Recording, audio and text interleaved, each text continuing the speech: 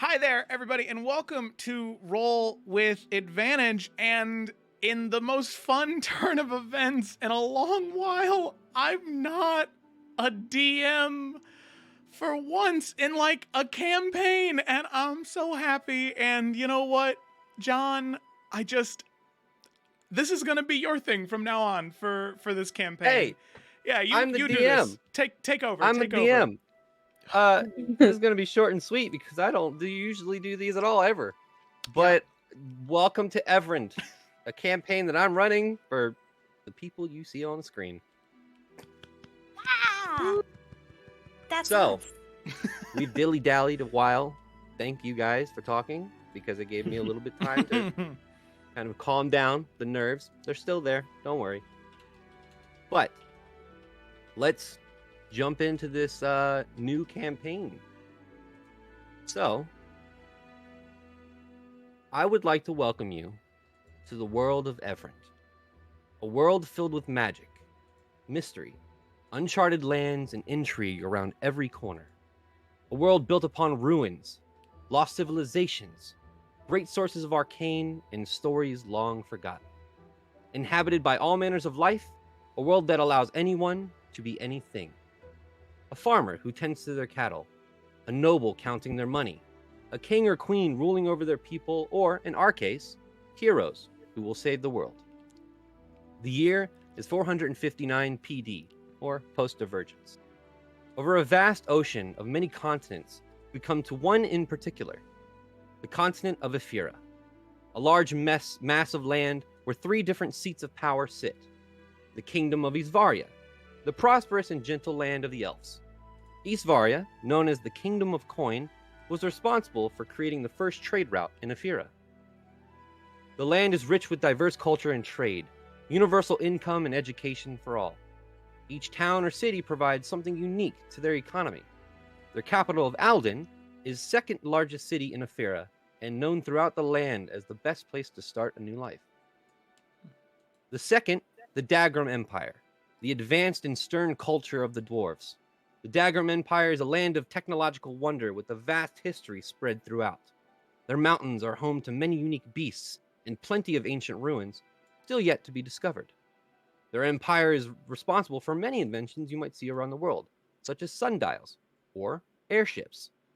The Dagram Empire thrives through this trade with Isvaria and has no trade with the Valumien Empire, due to the constant tension between the two after a 50-year-long war that ended 100 years ago. Last but not least, the Valumien Empire, the organized and respected land of the humans, and the starting point of our story. The Valumien Empire is the largest country and home to the largest city, port, and army on the continent. Valumien's lands are filled with many towns, forests, and mountains. Most of the towns within Valumien are farmland, to accommodate the mass amounts of people that live within the capital. Their forests and mountains have mostly been untouched and explored up until recently. With the expansion of the empire coming to a halt 100 years ago, the government has started expanding within their borders and claiming more and more of the wildlife. The lands of Valumien are rich in mystery, uncharted lands, and homes to many beasts and creatures never seen before. As time moves forward and souls are bound towards a purpose, we see destinies start to intertwine. Our journey begins in the small, quaint farming town of Hambafort on Flame Rule V.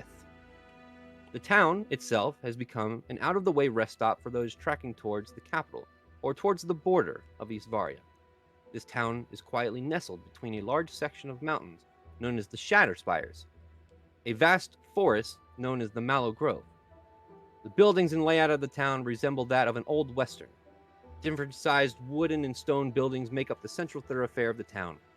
Each building is not quite the same as most, but there seems to be bearing a semblance of needing repairs. The town is quiet. Not many people are walking around. But, from a glance, you see Basil.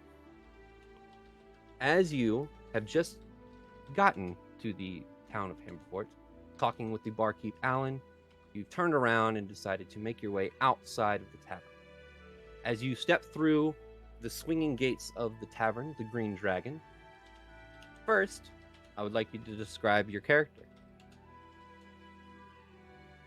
So Basil, which is a name she gave to herself, is a high elf, a high sun elf who has long blonde hair. She is, I guess you could say she has more gothic style. She keeps to herself for the most part. Not necessarily shy, but just chooses to be more introverted instead of consistently extroverted. Um, she's fairly tall, I would say, not extremely, maybe around 5'7", 5'8", bluish green eyes, and she has a slight tan. That is Basil. Okay. So, as you leave the Tavern of the Green Dragon, you walk into the muddy streets of Hambafort. It had rained the day previous. What would you like to do? After receiving the information from the man in the tavern on where to go for Henry's family, he mentioned that I should go towards the house with blue shutters, Yeah. and so I make my way down the street looking for the right house that seems to have that. Okay. Man, I hate to do this, but I think my daughter's about to roll off the bed. Go get your daughter. Give me a That's important. Go get her before she falls, you monster. My God. My daughter is 4 rooms And that away. is where we're gonna end today. Oh my god. Well, Today's episode of Roll with Advantage is sponsored by Bouncer's Baby Bumping Pads. Oh my god. okay. Baby safe? I lied. It was a pillow. Oh. Oh my god. I see how I get you those can two confused. mistake. All the time. All the time. Yeah. That was sorry. I'm sure that was Good start. horrifying. Good start. Yeah, well, yeah, a And little then bit. you proceeded to apologize. Oh my god. So, God. Basil, you're walking down the street of Hambafort towards the Yes. the abode with blue shutters. Make a quick perception check. First roll of the campaign, by the way. Oh my goodness. Watch, it's gonna be bad. Oof. 8. Oh. Okay. That is Woo! First roll. Yeah. We won, baby. That's all. So, you're in the street and kind of looking around and don't see any abode that looks like the description you were given. And as you're looking around, you see a woman dressed in blue and gold robes, tan skin with black hair braided, walk over and go, excuse me, can I help you? You look lost. Yes, I suppose I am. The barkeep in the tavern, he mentioned to find a house with blue shutters, and either I'm lost or he's colorblind. I'm not quite sure. Would you be able to help me find the house that belongs to Tristana? Oh, yes. If you just go straight down that way, and she points kind of northward, and take a left. When the road seems to almost end, you'll get to a abode that's kind of muddy stone. You'll notice it. Just take a left, go down that alley, and you'll see the house you're looking for. Oh, thank you so much. I appreciate your help. No problem. My name is Ayla, by the way. Hi, Ayla. Nice to meet you. Nice. And your My name is Basil. Nice to meet you, Basil. Well, luckily this is not a big town, so you should be able to find it pretty quickly. I hope so. Yes, well, I must be going now. Have a good day. And she just Thank you so much. You too. and she walks off. And now you have direction. Yeah. And I just pick up my stuff and head towards the direction she told me to. Okay. As you kind of crest around and you do see this stone building that looks like should have been gray stone at some point, but it's so old that most of the stone looks brown. And you kind of crest around and go down this alley, and you do see this very humble abode, very very skinny house. It's kind of shoved up against others with blue shutters. Oh, he's not colorblind. Maybe I am. Anyway, and I knock on the door. Okay. You wait a couple seconds and who is it? Hello? You don't know me. My name is Basil. I'm from out of town, and I know that this is going to sound really maybe not great, but I'm here to speak to Tristana and Nuala. Okay, I'll be there in a second. Okay. And you hear like walking through the house, and you hear the door unlock and no, hello, and standing before you is a very short, looks a half elven woman with blonde hair that's kind of stringy, and out of this like bonnet she has up, she has a white shirt on, like this red kind of shoulder attire that I don't know what they're called, but you know, and this is what you see as she opens the door and yes, Basil, was it? Sorry, I'm Tristana. To what do I owe the pleasure? Hi.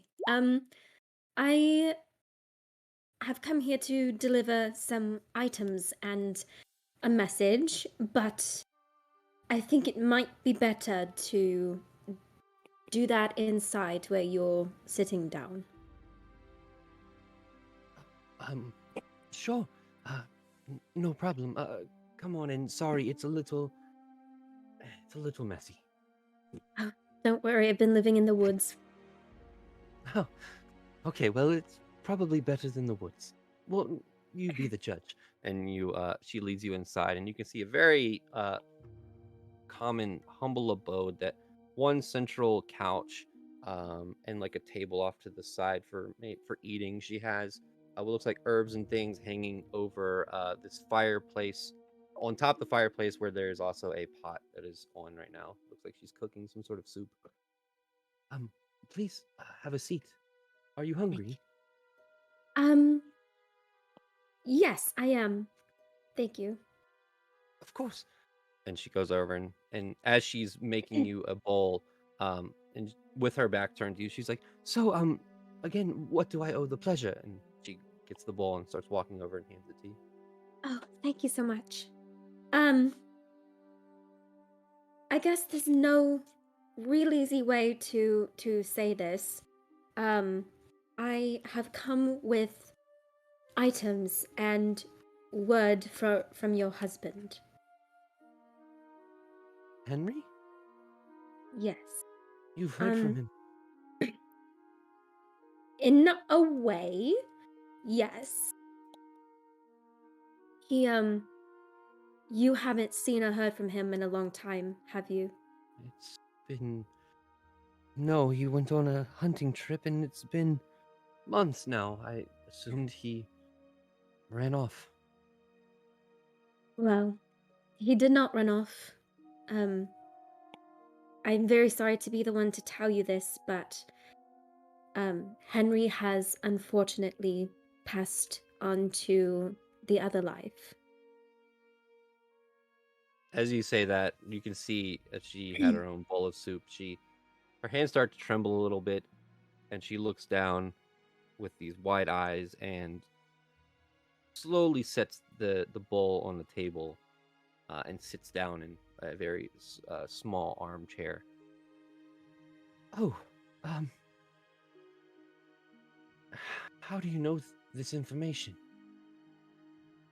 Um, well, I'm technically a cleric, I guess you could say. However, I do partake in the more death and afterlife aspect than the living. Um, I was on my journey here when I came across his spirit, and You can he see tears start to course down he her face. wanted me to pass along these, and I reach into my bag and I pull out the necklace and ring that I got from his body. He wanted to give you these. And she holds her hands out, takes them from you.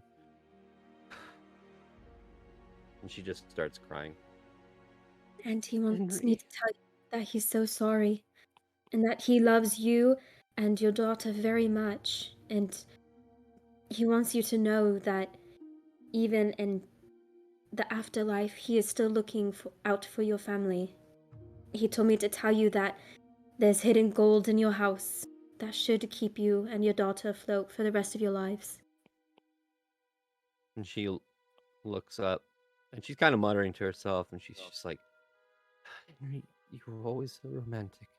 And as you say that, she looks up and, what do you mean, gold? All he said was there's hidden gold in your house. I'm not sure if that means gold pieces or gold.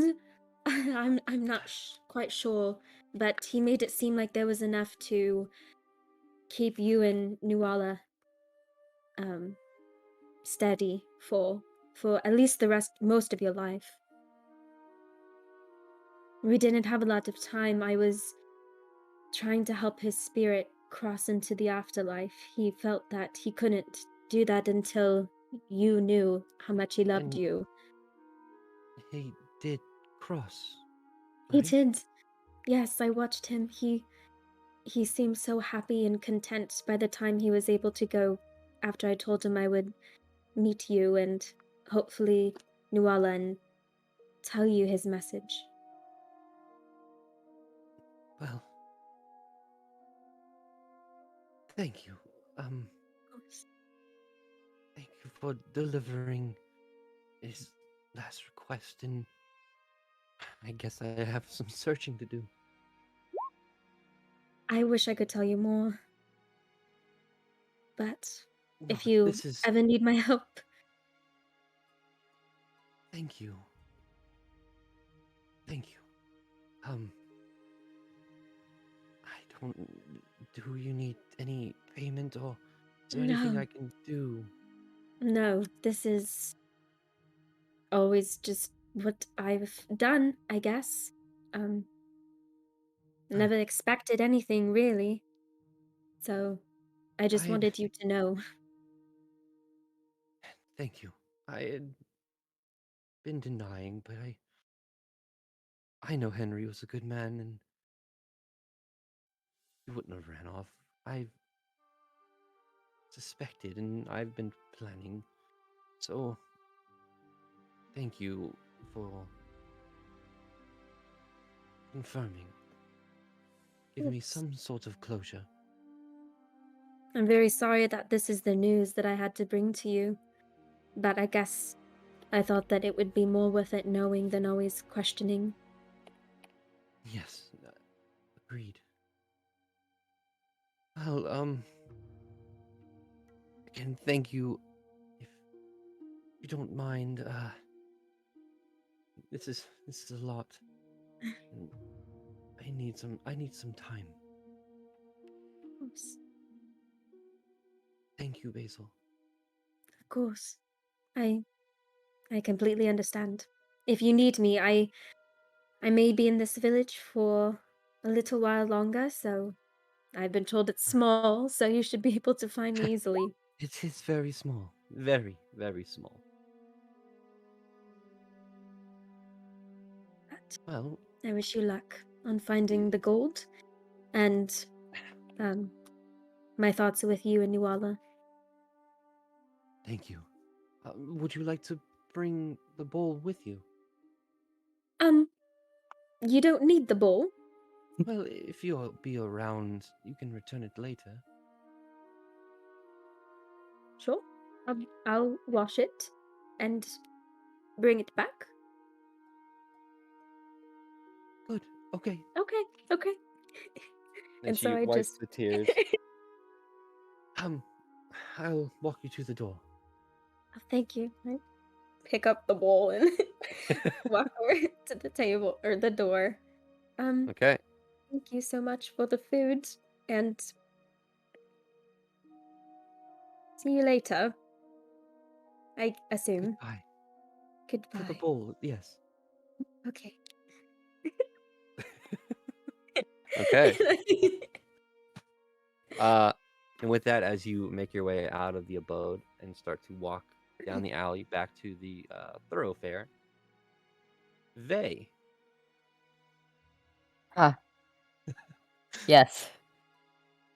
This morning, the past couple days, you've been using for much needed rest. You haven't traversed the town very much, but you've become quite friendly with the abode of the tavern and the tavern keep. As you are waking up this day,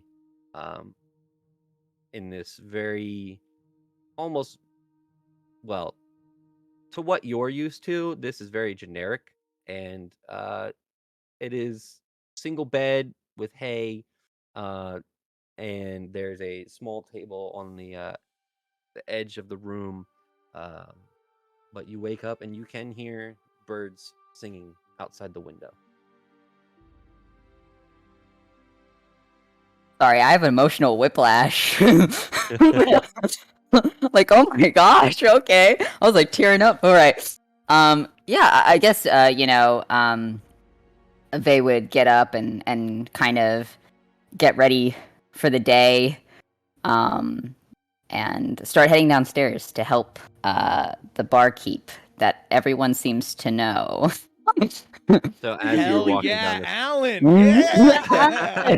Yeah! so as you're walking down the stairs, again you do see a very not so much strange, as opposed to everyone in this town, this person fits in probably the most, but you do see the blonde woman with the kind of garden burnt hat walking out the tavern, as you walk down, and you can hear like wood dragging against wood on the other side of like the counter. Right, yeah, no. They would kind of walk over, kind of take, he notices that there's some people that seem to be doing things in this very sleepy town. Before he kind of trots down the stairs and like kind of looks around the bar to see if Alan is needing help. Yeah, so you see Alan has drug in one crate and is kind of getting up. Oh, man, I am good morning, Vey. Morning. Do you need help? Yeah, I didn't want to wake you. I know I'd asked for your help yesterday, but the shipment's been here for about an hour. But again, didn't want to wake you, but if you could help, my old back is not doing too good. Of course. I've never been a morning person, so that's definitely my fault. As he comes around the bar to help Alan. Yeah, the shipment, just follow me. And he kind of moves the box to the side, and you walk into the kitchen. You see a very small stove. You can see fresh cut meat kind of hanging on hooks. You can see bags of maybe rice and wheat off in the corner, and there's a door that leads out as he leads you to this back alley behind the Green Dragon Tavern, and you can see it looks like 3 barrels and 2 crates. And he just looks over to you and goes, well, if you are able to, if you could lift those barrels inside, that would be absolutely wonderful. Right. I mean, I can always try. I guess, yeah, he goes to grab the nearest barrel. Okay, go ahead and make a strength check. Nah, I don't wanna. Okay. Just a general, or like, do you want athletics? Like what? Whichever you prefer. You tell me what you want to roll. It's the same. Yeah, I thought it was. 22. Okay, yeah. You saunter all on over and just pick one up and easily carry the first barrel inside. And as Alan looks at you, he goes, "Oh, this is gonna be easier than I thought." Oh no. Yeah, I guess Vey would kind of wait to see where he directs him, the easiest place to put it, whether he wants it up or down, and kind of, That try to one- help that that- way. That one can go on the bar. There's a little thing of wood that will actually hold it in place. Just go ahead and put it there on the side. Right. So yeah, and he goes and puts it down in the place that's indicated, before he's Place turning in, and he's like, I don't think you should be doing this on your own anymore. I'm the only one who can. There's no teenagers that need a job. You can I mean, it all depends if I'm able to get someone to help me on the day that the shipment comes. Just happens that today, everyone's actually pretty busy. We got a lot of people out in the farms tending to their farms, and I gotta get it done. Luckily, you're here. right. Luckily, as he kind of trots back to continue helping this man with his very important barrels. Make another strength check. No. You won't make one for each barrel. This is the last one. We'll see. 18. Pick it up once again. And these are heavy barrels. They're filled with ale and beer. These are fucking heavy. But Vey, you're just going over there and with your legs, just picking it up. And you put this one and he goes, yeah, just put that one right behind the bar underneath the shelf over there. Right. He would do as directed. He's like worried about this man now. He's gonna slip a disc and die or something. Like compressed spine. Like, geez, all right. He's making sure to help him and try to get everything in the correct place, so the guy doesn't have to move anything later. Yeah, with your rolls, a job that would have taken Alan about a couple hours to complete takes you about 30 minutes. Oh, If that. This poor And man. he looks over as you're just walking one after another. Man, if you were to live here, I could give you a job. I will take it under consideration. If I ever want to move here, job security is very much appreciated. I give you my word. I don't think I am going to move here, but That's valid. Yeah. A lot of people don't want to move here. It's basically anybody who's been here for the last since they were Right. born. Right. Any place with over 15 cows, it's more of a place you got to pass through. Yeah. Just my kind of practical, as he kind of trails off. Well, I mean, since you helped me, at least let me repay the favor. Would you like a drink, food, payment? Oh, no payment, but I would love, some ale if you had it. Of course. And he walks over to the barrel that you put onto the bar and slips a tap in and gets you a fresh glass of ale. Tankard of Woohoo! ale. Yay! There you go. That one actually should be from Woburn. Right. That's interesting. As you can tell to Vey, all alcohol is the same. It all tastes like gasoline. And so he kind of settles down and I guess kind of makes idle chatter as he drinks his ale. Which, by the way, as you taste the ale, this does not taste like gasoline. It tastes like sweet honey. Aw, Gasoline infused. so good. So good. I've It's never honey drank tasting. ale. I would not know. Vey knows though. So as this morning routine, as he's cleaning these tankards, he looks and goes, well, you've been here for, 2 days now? Got anything on your plate or just hanging out? Right, well, I am heading somewhere. I'm just trying to collect myself because it's a kind of a circuitous situation that I got myself in. and I'm not even really sure how to get there. So I'm just, taking my time so I can. You're talking about the Iron Crest, right? I mean, we talked about that. No, Remember no. I gave you my map. You still have the map, right? Right, I do. Have I looked at it? That's we kind of glanced at it, Well, but that would probably help you out in your travels if you actually looked at it. right. You're right. You're right. He like nods, like This absolutely. person is very smart. God, Vay just hear in like your nodding. Yeah. This Alan is a bro. Well, and you can see some patrons do come in. You see one person, an older gentleman, looks dirt on his face, looks like he's a farmer, probably coming in for a drink as he sits down. He goes, and if I could get the regular, and Alan, yeah, I got you. And he just looks over to you and goes, well, travel around the town, talk to people. If you need anything, I'll be here. Right, for sure. And also, if you have any more barrels while I'm here, just come get me.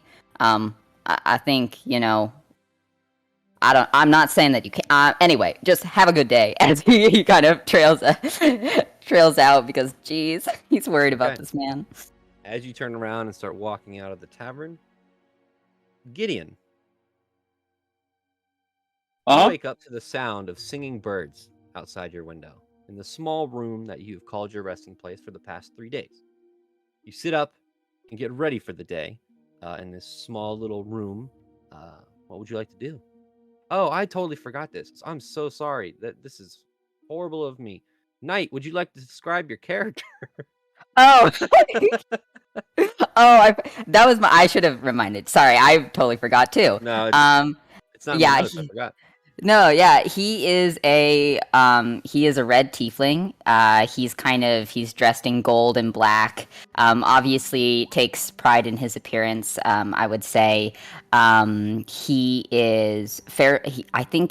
I do believe he's 6'7", and he's got kind of clawed, almost digigrade legs, and a pretty long tail that he kind of drapes over his arm when he's walking, so it doesn't get on the ground. And he's just he seems like a happy, sunny guy who maybe is not the most smart, but we love a himbo. All right. So, Thank you. I totally forgot that. As Gideon is waking up, Gideon, would you like to describe your character? Wow, what an act to follow, though. Yeah, so Gideon is he stands at 5'5". You can't see much of him because most of him is like covered by his outfit. He has a sorry. Most noticeable thing about him is sorry, trying to decide what order to go in here. So basically he has a simple pair of just like brown leather pants and some tall boots. He has this brown kind of overcoat that can like button up at the center. And over his hands, he has these pair of like black gloves that he wears over them. And the coat kind of comes up to a collar that he has kind of popped up most of the time. On his face, there's a kind of a half mask that he wears over the right side of his face that covers the right portion of his eye. It doesn't hide the unique aspects of Gideon, where he has some very kind of lightish, like aqua bluish green colored skin. He has short, black, kind of scraggly hair. He's about like 5'5", 5'6". Gideon's on the shorter side of things. And the lens over his right eye looks like it's like very tinted, like dark glass. It doesn't really look like he'd be able to see through it. And there's like 2 straps that basically kind of wrap around the face to hold it in place. And that's what Gideon looks like. Yeah. As you sit up from the bed, you grab your things and get dressed. What would you like to do today, Gideon? Is today the day that my order should be completed, or is the day just mine to do as I wish? No, today should be the day. Okay. Then I think that Gideon would get some of his tools just to make sure that the leather is like properly prepared and done with, so that they can actually finish the work today. And he would head over to meet the local tanner to pick that up. Okay. So as you are stepping down the staircase into the small little living room of this abode. All of the rooms are upstairs, and there's a living room downstairs, and then that leads into where the blacksmith is. You can see the older woman dressed in a green dress, white hair, as Estrid, Jacob's wife, as she looks over and goes, good morning, Jacob. Not Jacob. Gideon. Good morning, Estrid. It's nice to see you. How did you sleep last night? Very well. Are you heading to Liliana's? I am. She said that the order should be done today, so I imagine that we can get that picked up and get right to work. Very good. I know that Jacob is very, very excited for today. Well, anyways, I'm also headed out. I have to go open the store. So, good luck. Thank you. Hope business is good today. Probably the same as always, but we'll see. As she opens the door, and you can hear a bell ring as she exits the blacksmith shop. And you follow, correct? Yep. All At the very least, we need to part ways, yeah. Mm-hmm. So as she walks a separate way as you head over to Liliana's leatherworking.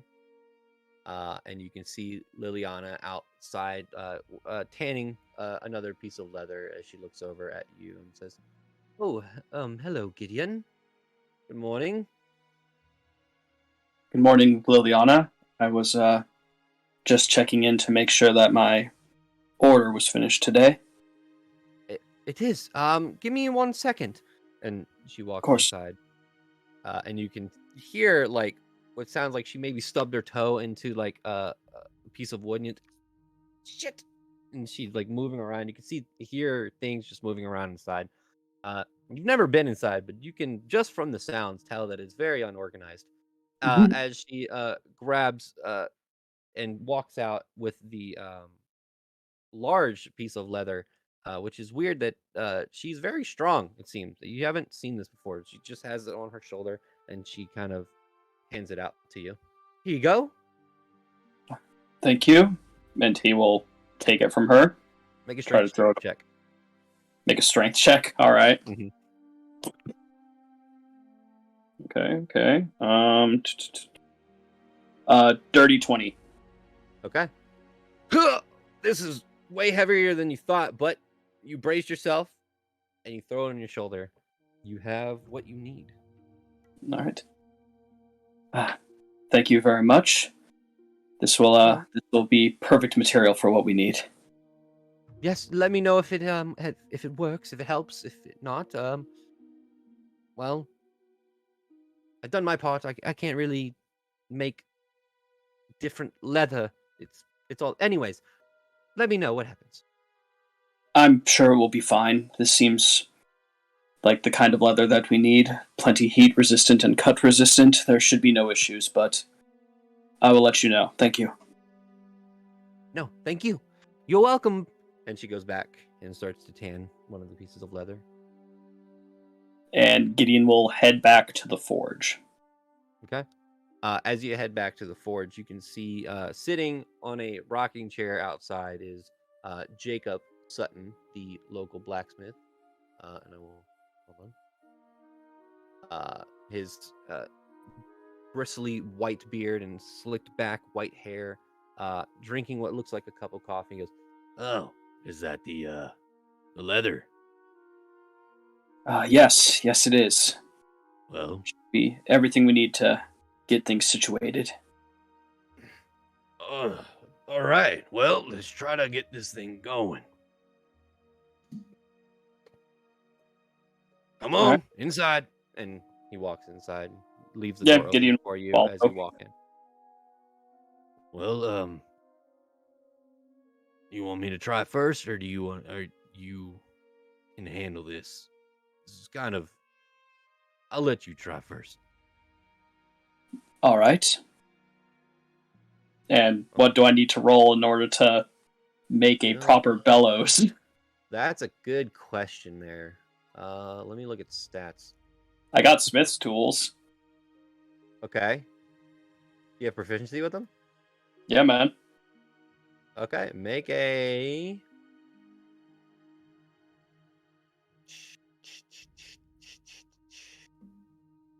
let's just go with a straight intelligence check. Add your proficiency. Okay, Gideon's going to guidance himself for this because he really Okay. needs his forge to get back in working order. Add a d4.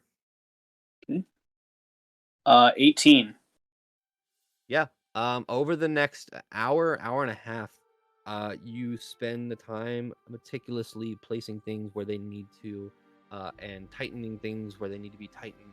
And with the help of Jacob, using his strength to kind of pull the leather taut against the mechanisms, you tighten this up, and you step back with greasy hands and look it over. You think it might work? Well, suppose there's only one way to confirm. Yeah, I guess there is. Give me a second. And he's going to walk over and he's going to get some coals and put them onto the forge. And I apologize for anyone who knows how to blacksmith. I don't. So he puts coals and he's going to light the fire, and he's going to look over at you and go, All right. Give it a try. All right, and Gideon will start to pump the bellows to try and increase the heat. okay. And as you kind of get underneath with your legs and push up, after about 20 minutes, you realize, yeah, the bellows are fixed. And you can see, you can see this stack of smoke going out the chimney outside of the abode, and you did it. Excellent. Well, Gideon, thank you. This has made me very, very happy. I haven't been able to forge anything for quite a while, and I promised you that I would forge you a shield. So, as the first order of business,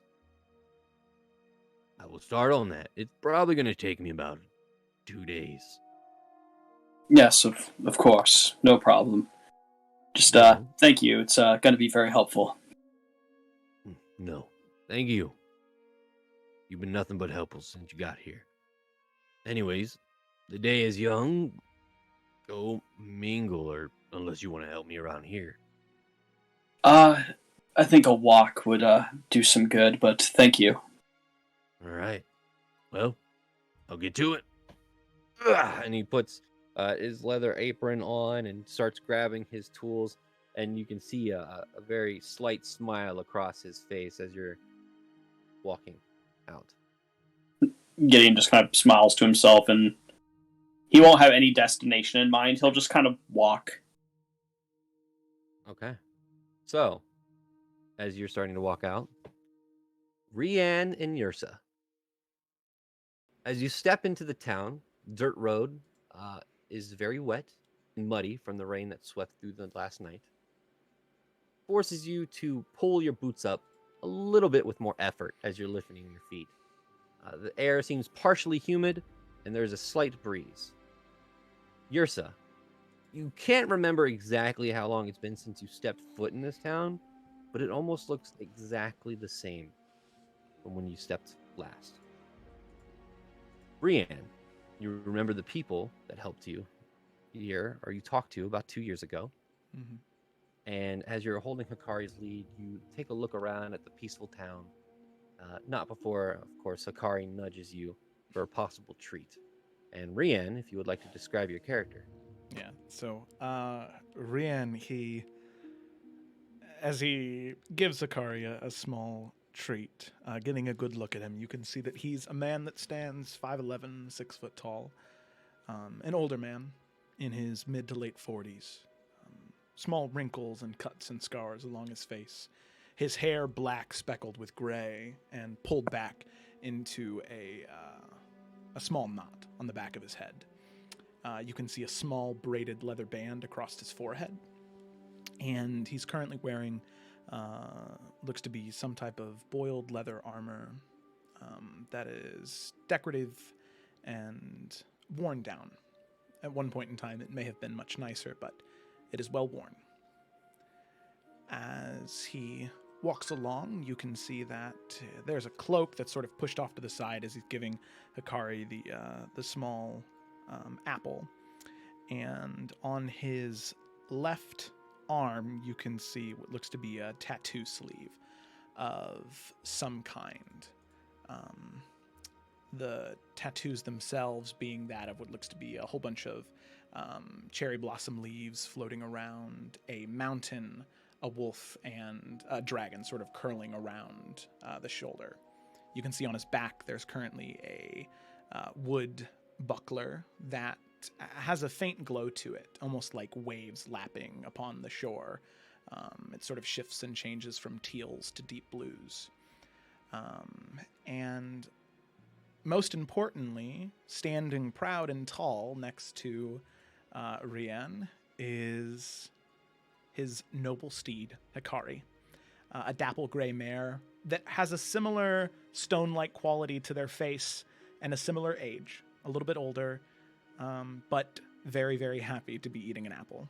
And Rian kind of pats the horse on the head, gives a little scratch to the ear, and then puts his hand on the hilt of his blade, currently slung around on a small belt around his waist. Okay. Yursa, if you would like to describe your character. Yeah, so she is about 5'2". She has this like greenish teal skin tone. Very petite woman. Very kind of medium length deep green hair. With a small like golden silk scarf with part of it pulled back.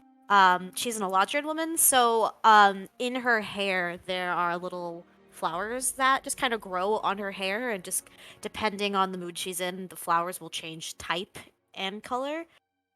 She's wearing a very like kimono-esque robe, very light and airy. She doesn't wear shoes, so all of this like she probably has mud packed up to her knees at this point, but very much enjoying every step of it as they move along. She also has self-made jewelry on her arms to kind of cover the wilting that's been on her wrist for a few years, and long earrings at her side, which is very interesting painted makeup on her face as well. And she's walking with a bow staff, but it's made out of knotted wood, and there are flowers growing out of it as well. She's a very kind look on her face. Every now and then, she'll probably have used druidcraft to put another flower on Hikari. Okay. So yeah. Yeah. All right. So, Rian, Yursa, what would you guys like to do? I would say as soon as we walk into town, or maybe as soon as it's, in vision and we're just a few minutes away from actually being in the sort of area of the buildings, Rian wouldn't stop Hikari, but would kind of slow his pace a little bit and turn to Yursa and say, "So, are you ready? Be back in civilization?" Civilization's a funny word for it.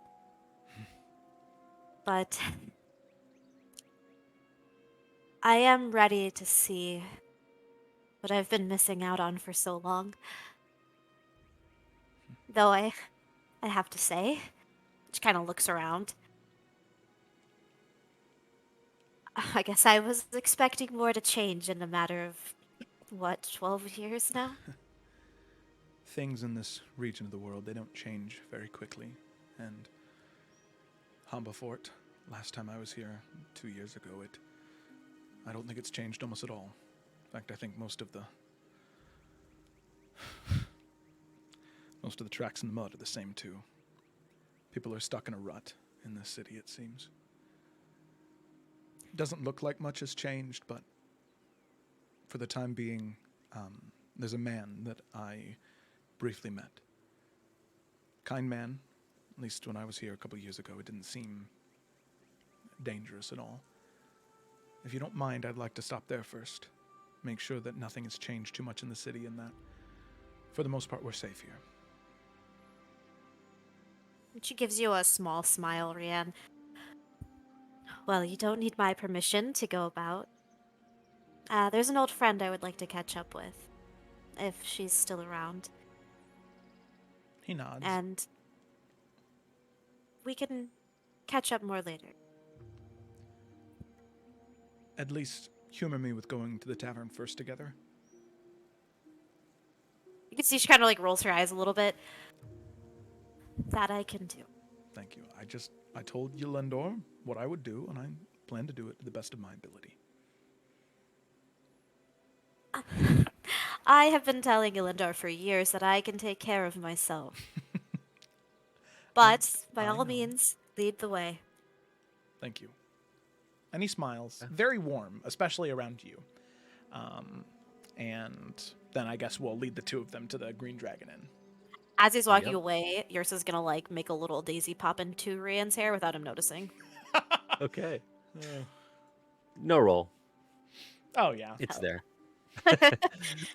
So, you eventually come to the sign that says the Green Dragon Inn.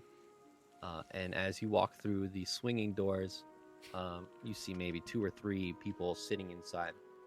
And you can see a rotund, large man with long brown beard and long brown hair pulled back. As he's turned around, kind of putting what looks like bottles onto the shelves behind the bar. And he just, from his back, I'll be right with you all. And he turns around and immediately looks at both of you, looks at Rian, and then looks at Yursa. Oh. And rubs his eyes. Holy shit. And you see Alan staring at you. Wow, you do not look a day over 30. Oh, well, oh my. Sorry, I'm a little taken aback. I haven't seen you. What is it?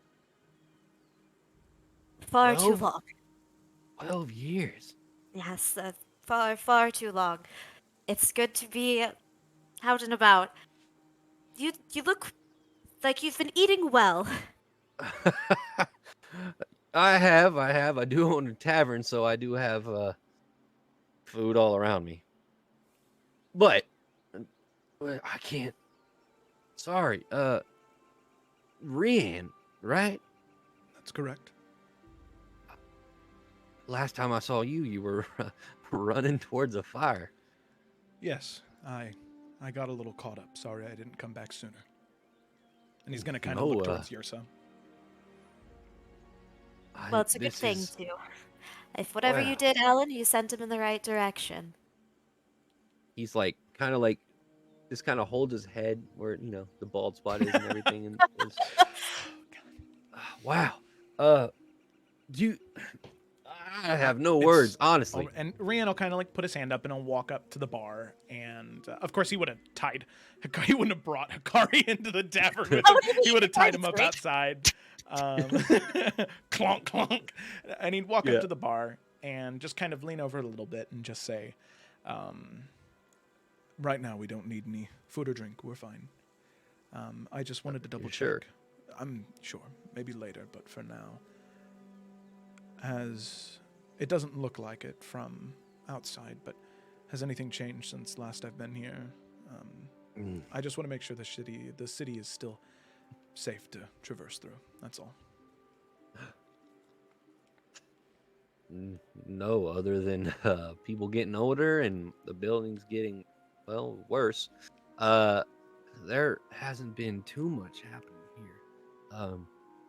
Unless you saw the giant mansion on the hill. That's new, if you didn't notice. And you guys do remember walking in, like seeing like off into the distance a mansion with blue roofing and a wrought iron gate that leads around it. That looks very relatively newly built. Yeah, Rian's just gonna blink at him. Any idea who that belongs to? the new mayor of Hambafort. The new mayor. Well, there was never a mayor, but there's one now because Valumien likes their titles and likes to give people lordship over places. And well, since Hambafort didn't have a mayor and we were a small town, also to your question, we've had a little bit more traffic coming in and out. Some Valumien guards, um, some just travelers. But yeah, that belongs to the our friend Solomon Dosta, the noble slash mayor of Hambafort. So then just another toothless bureaucrat, right? I assume he is toothless. Probably paid for this whole thing. Yeah. Rian's not going to laugh, but Joe thought that was very funny. Ursa will chuckle. It's he looks right at Ursa and goes, I cannot believe it's been so long. It's good to see you're here in good health, and I'm sure Well, plenty of the if it people around wasn't town will. for... Sorry, go ahead. No, go ahead. If it wasn't for Rian here, I don't know if I would be. He nods at Rian in acknowledgement. Rian nods back. Well, I'm sure that if you were to talk to anyone around town, Ursa, they would be ecstatic to see you again. Nah, I was going to pay Estrid a quick visit. I wasn't sure who's still here, in all honesty. People, like you said, get old and move on with their lives, and just... It would be nice to see some friendly faces, and I'm glad we stopped in here to see yours. It has been quite some time. I was just telling It Rian has. I'm surprised that not much has changed, but I guess a mayor is a big change for a small place. Yeah, it's something. I mean, you can't really tell that he's actually our mayor, other than the giant building that's now overlooking the entire town. But he hasn't really done much, if I'm being honest. Does he not come and speak with the people, or... No, no, no, he doesn't come down from there. At all? I mean, take another look at the house. He doesn't need to. Well, if I learned anything over the last few years, is trapping yourself inside for far too long is not good for anyone. Well, I'm glad that you're out and around. And Brienne, here you go. And you see he gets like a bowl of he's got 2 apples and a carrot in a bowl, and he hands it to you. That's for I assume you probably still have your traveling companion, right? Rian will smile at that and say, yes, I do. Hikari Well. is her name. Hikari. Well, that's for Hikari. Thank you. And he'll take the carrots and apples and look to Ursa and say, do you want to stay here for the time being, or would you prefer to camp outside? You can see she kind of like looks up and around the tavern, kind of refamiliarizing herself with the place. I think one night won't hurt anyone. This is fine. I've been here before. It's just been some time ago.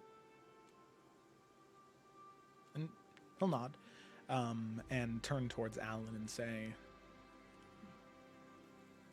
one room, please. All right. And he takes a key and puts it on the table. Don't worry about paying. Are you sure? I hate to owe favors. Of course. No favors owed. Rian will nod, and he'll take the key and he'll hand it to Ursa. Let her be in charge of that. All right, well, I am going to go look around a bit, get my feet wet with this place, and see if I can find Estrid. I've brought her a few things. kind of like gestures to the little basket that's on her shoulder. All right. As Yursa heads out of the tavern towards Estrid's goods, where is Regan heading? So as she heads that way, what he's gonna do is he's gonna, because he got some new treats, he's gonna give Hikari a little carrot and a little scratch on the back of the ear, and is going to say to Hikari, "How do you feel about going on a little vacation? I know we just got here, but now that we have some alone time, something I'd like to work on." Hold on. Give me 1 second. Ah, yes. That is the word I was looking for. Hikari neighs at you. I love being a DM and forgetting words like nay. I didn't want to make the sound because it's not going to sound right. So I just wanted to describe it. Yeah. I forgot what the word was. Okay. That. Rian will go ahead and mount up and ride towards the edge of town outside, not looking towards the Mallow Grove, but looking away maybe towards the sort of sweeping plains that are around Hambafort. Easy enough. So as you head that way, Yursa, you head towards Estrid's. And eventually you do make your way to the small little hovel of a shop that has a swinging sign hung up by rusted chains that says Estrid's Goods. You can see 2 windows, one on either side of the door. And in one window, you can see what looks like very old, stale baked goods that are made for display. And then on the other side, you can see like pieces of paper and pens and quills and things that you would need to buy to, for basic needs. And on the other side is your bakery. So as you walk in, it immediately hits you the smell of baked goods and sweets. And you can see taking out from behind a tray of what looks like pastries and setting them on a shelf behind this small counter, Estrid. She has not seen you yet. Sutton, is that you? She stops and puts down the pastries and slowly turns around. Oh? Yursa? And Yursa gives her this really big smile, but like there's a moment where internally it's kind of hitting her that she is an elf and all of these humans around her look like They've aged. They have aged excessively since the last she's seen them. But she doesn't let that show on her face at all, and she moves towards Estrid to give her a hug. She immediately runs around the counter and she just grabs you for a hug and kind of puts you back and looks at you and goes, It's been years. Where have you been?" Oh, Estrid, it has been a very long, painful story for another time, perhaps over many cups of tea. Many.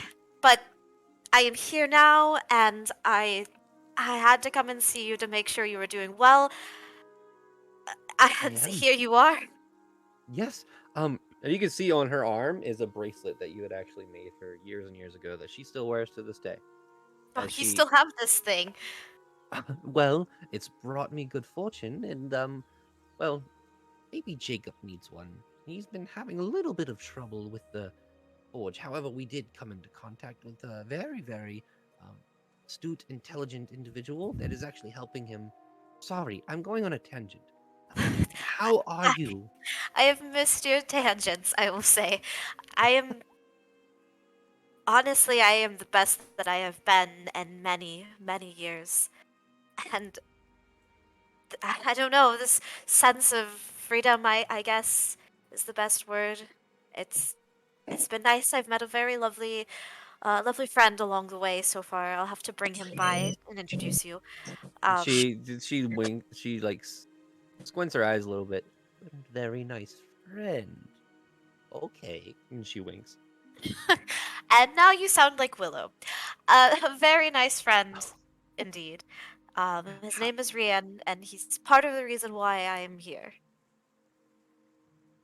Well, I don't know what to say. It's been 12 years since I've seen you last, and you look great. You're glowing, kind of literally. It's But the sunlight, I would say, and you also look lovely. And like internally screaming. you flatter me. You flatter. But I've brought you something, a couple somethings actually. And Oh, she like opens up this little woven basket on her arms and she gives her this like little necklace that has a mallow flower embedded into it. and because of the magical essence of a mallow flower, the flower is actually very vaguely like pulsating with this like faint light. And she Oh, looks at it. This is beautiful. And she well, it immediately is puts it on. for you. And I think it looks lovely on you. It's something to remind you of my home a little bit and know that no matter where I am, a little bit of me is always with you. Well, I appreciate this so much. It's so good to see Oh, you. It really, and really is. I Oh, haven't oh, forgotten. She reaches into yes. her basket and she has like this little jar of this like deep green cream for your arthritis in your hands. I have not Oh, forgotten that. thank you so much. And she immediately puts it on the counter, opens it up, and starts applying it. Oh, this is amazing. Well, I know that in the past you had a lot of aches and pains, but maybe now, Oh, there's like fine wine, you've tenfold aged now. with grace. Well, not going to lie, it does hurt a little worse now. I'm having to pick up the pieces.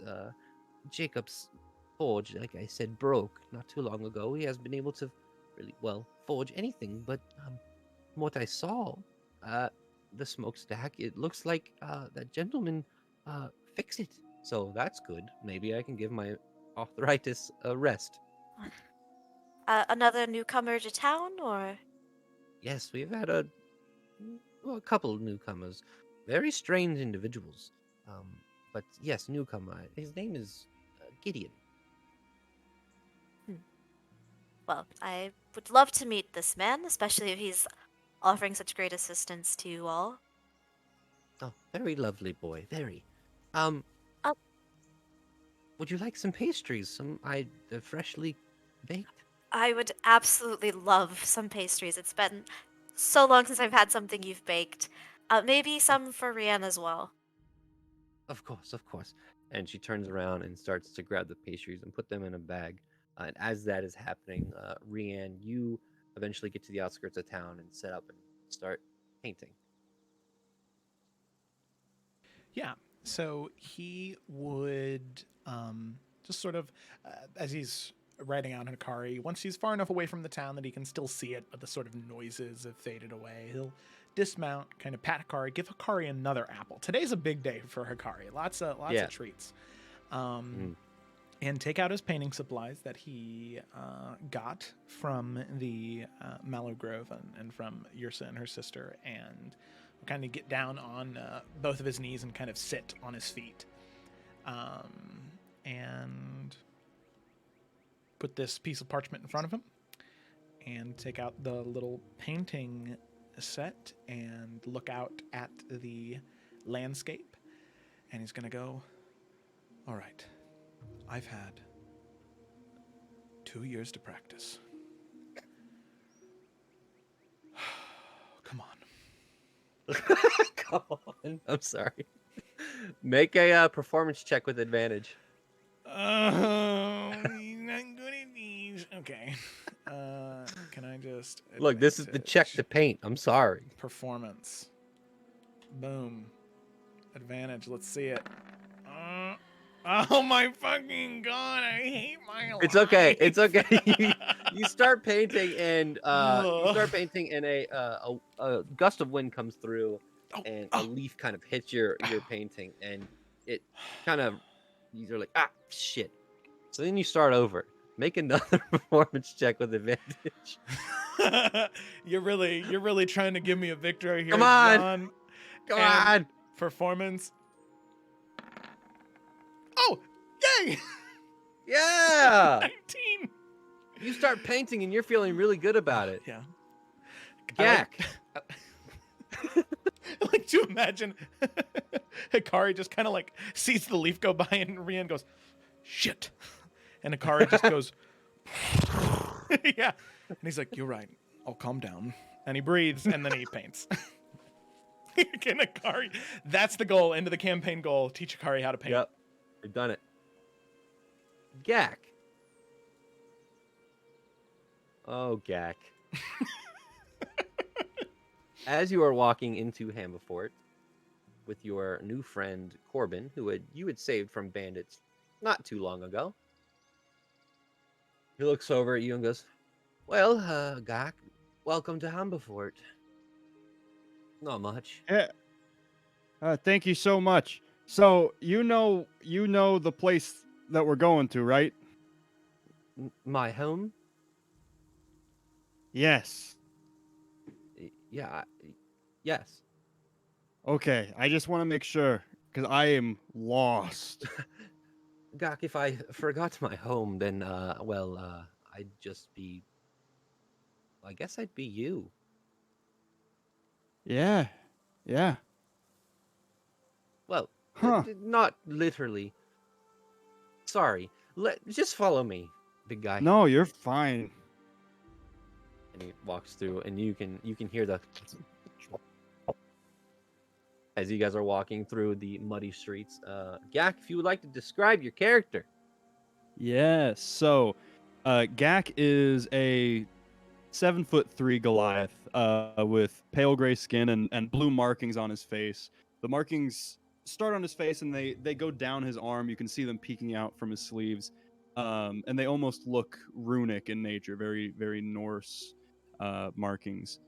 He has a blue and gold overcoat on top of a like off-white tunic, and on his right shoulder is a tiny blue frog. And he's looking around everywhere trying to take in all the sights. He is Okay. overwhelmed by everything that's so new. Gak, make a perception check. All right. That is 17. Okay. As you're walking through, you do see the male with the pulled back ponytail and his horse, and the pale green skinned lady walk into a building. You also see a dark skinned woman with black hair, looks to be with blue and gold robes, walking down the street and then takes a right. You're actually looking very well. It's just the surroundings in general. You're taking it all in. And Corbin looks over and goes, the home's this way. If you're Yeah. you okay? I might. Yeah, it's just man, everything's so cool here, and it's so different from the last place I was too. Well, that's cool. Really? Okay. All right. I've never heard Yeah. anyone come through Hambafort and say it's cool. The last Oh. place you were, where did you come from again? Oh, and Gak is gonna start pulling out his map. He's gonna be like, it It's was upside down. Flip it. right. It was this place right here. Riffin. You're wow. Yes. Uh, It's Riffin. and you survived. All right. Yeah. Much respect. Much respect. Well, Oh yeah. the home over there is going to be mine, and you can see this little small home that has like a domed roof. It looks like it was actually built for a gnome. Oh wow. As though Corbin probably built it himself. As you walk over, almost you can think of the front of it as like the Hobbit homes, like the circular features and everything. As he opens it and goes, and he looks up at you. Right. Do you want to try to come in? It's more spacious inside. It's just getting in, I guess, for you might be a little hard? Oh, no, yeah. I'm used to getting into small places. Sometimes I gotta do chores around the house, and I'm the youngest, so I gotta crawl on in, you know? How many? You said you had siblings. How many siblings do you have? Just the one. Just the one. Ah, oh, we can talk more about this over a pot of tea. So, and he just Whoa. kind of takes his backpack off, and you can hear the clanging of pots and metal, and he kind of like this is actually bigger than his door, and he like pushes it and takes his foot and like and starts pushing, and he looks back to you. Could I get your help, please? Oh, yeah. So you're trying to get it in? Just push it in. Just Okay, good old yeah, heave. I can do that. I'll do that. Strength check. Yeah. Oh, no. I rolled a natural 1. Really? Yeah. Nice. Your foot goes right through the bag. Oh. Oh no! Oh, wow! All right. Pull your I am foot so out sorry. so slow. And you Okay, slowly Gak's gonna pull. look to see if there's something he can, like, rest on, because he's not great at balancing. Yeah, I mean So, you can almost. How tall are you again? 7'3". Okay, you can almost actually like a car, right? Where you can reach the top of the roof. You can almost reach the top of the roof of this boat. Good. So you put your hand and you pull out your foot easy enough, and you can just see a couple things spill out. And he goes, Oh. so it's no, don't worry about it. It's fine. It's fine. Um, just back up, and he's gonna run at it, and okay, and he pushes it inside. And a little part of you just realizes like his house makes no sense for the stuff he's trying to do. But he gets it in and goes inside and starts pulling the backpack off to the side and looks at it. You can see the pack has patches, like he's repaired it. All right, well, you can come on in if you want a cup of tea or anything. Yeah, that sounds really nice, actually. We've been walking for a bit. Yeah. All right. And you are trying to get inside? Yeah. Okay. So you do get inside, and just like Gandalf in Lord of the Rings, you were just like hunched over the entire time. I think Gak is gonna, like, Slav squat. He's gonna try to just get down. He's flat on his Okay. feet, but he's really Okay. hunched over. And he goes over to his. You can see a very, very, very humble abode where there actually looks like a divider, and on the other side there looks like a bed. There's a small little spot for a pot to cook with, and a fireplace. He's There got a studio. is, yeah, basically he's got 2 seats in there, and a small table. And he looks up at you. Best to probably sit on the floor. Oh, yeah, I'm not gonna sit in one of those chairs. I don't want to break. I mean, you only have 2 of them. Yes. All right. And he goes over and starts making tea. And he just, as he's making tea, he goes, "So, where are you trying to head to again? You were talking about some sort of school." Yeah, I'm trying to go to the Ivory Vicelium that's in Valumien. Well, if you're talking to people around trying to find it, I feel that's not going to get you very far because that's not how you pronounce it. Oh, It's okay. It's I've fine. It's Ivory yeah, Lyceum in Valumine. Ivory Okay, Ivory Lyceum, Lyceum, Lyceum and Valumine. Valumine. Valumine. Yeah.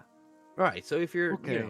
I'll give you a general direction. I'll show you on your map, and I'll send you on your way. Just make sure you. Well, I mean, they might pick up on what you're trying to say. There aren't Yeah, many it's things gotten me called so Ivory. far. It is actually pretty far, and you pull. Can you pull up your map? Yeah. He's gonna pop it All up right. for him. So we're here, and he points to Hambafort, and he goes, Yeah. "You need to go all the way up north, past this town of Thiristeer, and go to the capital of Valumine. There, you will well, find the Ivory Lyceum, which is their magical college. Gak is gonna start just running through his bag, and he's gonna pull out some different pencils that have different colors on them. And he's gonna take one that's red and just circle the capital city where the There you magic go. school is. Now, I don't know much about the politics in Valumien. I've never been to the capital. The farthest I've ever traveled is Theristir, which again is not the best place. So just be careful, Gak. If you're traveling there, be aware of your surroundings. I don't know Okay. if you've traveled far at all. Oh yeah, I'm from over here, and he's gonna point to his hometown that's in a completely different Yeah, continent. he looks over and goes, "You're from Siri." Is that here? Yes, that's the Yeah, Then you're yes. from another continent. You got all the way over here by yourself. Yeah, well, I mean, I had people help me. Wow, very impressive. Very impressive. Yeah, thank you. Why didn't you try to go to I think it's called the Moose Rig Sun or something like that? They have a college over Oh. there that's world renowned. They had lots of paper. I'm on the waiting list at the mushroom. Well, sorry to hear that, my friend. That's okay. They said they'll get in touch with me when it gets to me. They'll let me know. How far back are you on the waiting list? Oh, about this much, and he's gonna show how much paper there And was. he goes like this and kind of like measures it. Oh, yeah, the Ivory Lyceum might be your best bet. Yeah, that's what they were saying. So there's not a closer magic school, right? I mean, there's one in Alden in East Varia, but you'll have to travel over a border, a giant wall to get there. Oh, that's where by the Dio's way, going. Dio, is that your friend? You said you traveled with someone here. Yeah. He and I, we got on the boat together, and we were on the boat the whole time. Oh, wow. Well, I mean, if he's traveling to East Varia and going to Alden, that's where the college is. Oh, cool. Well, I'm gonna have to meet up with him anyway. I told him that we had to get a drink, so I'll swing around. I'll loop around. All right. Yeah, a loop. Yeah. That'll take you probably like a year. I was on a boat for a long time. Okay. A year? No.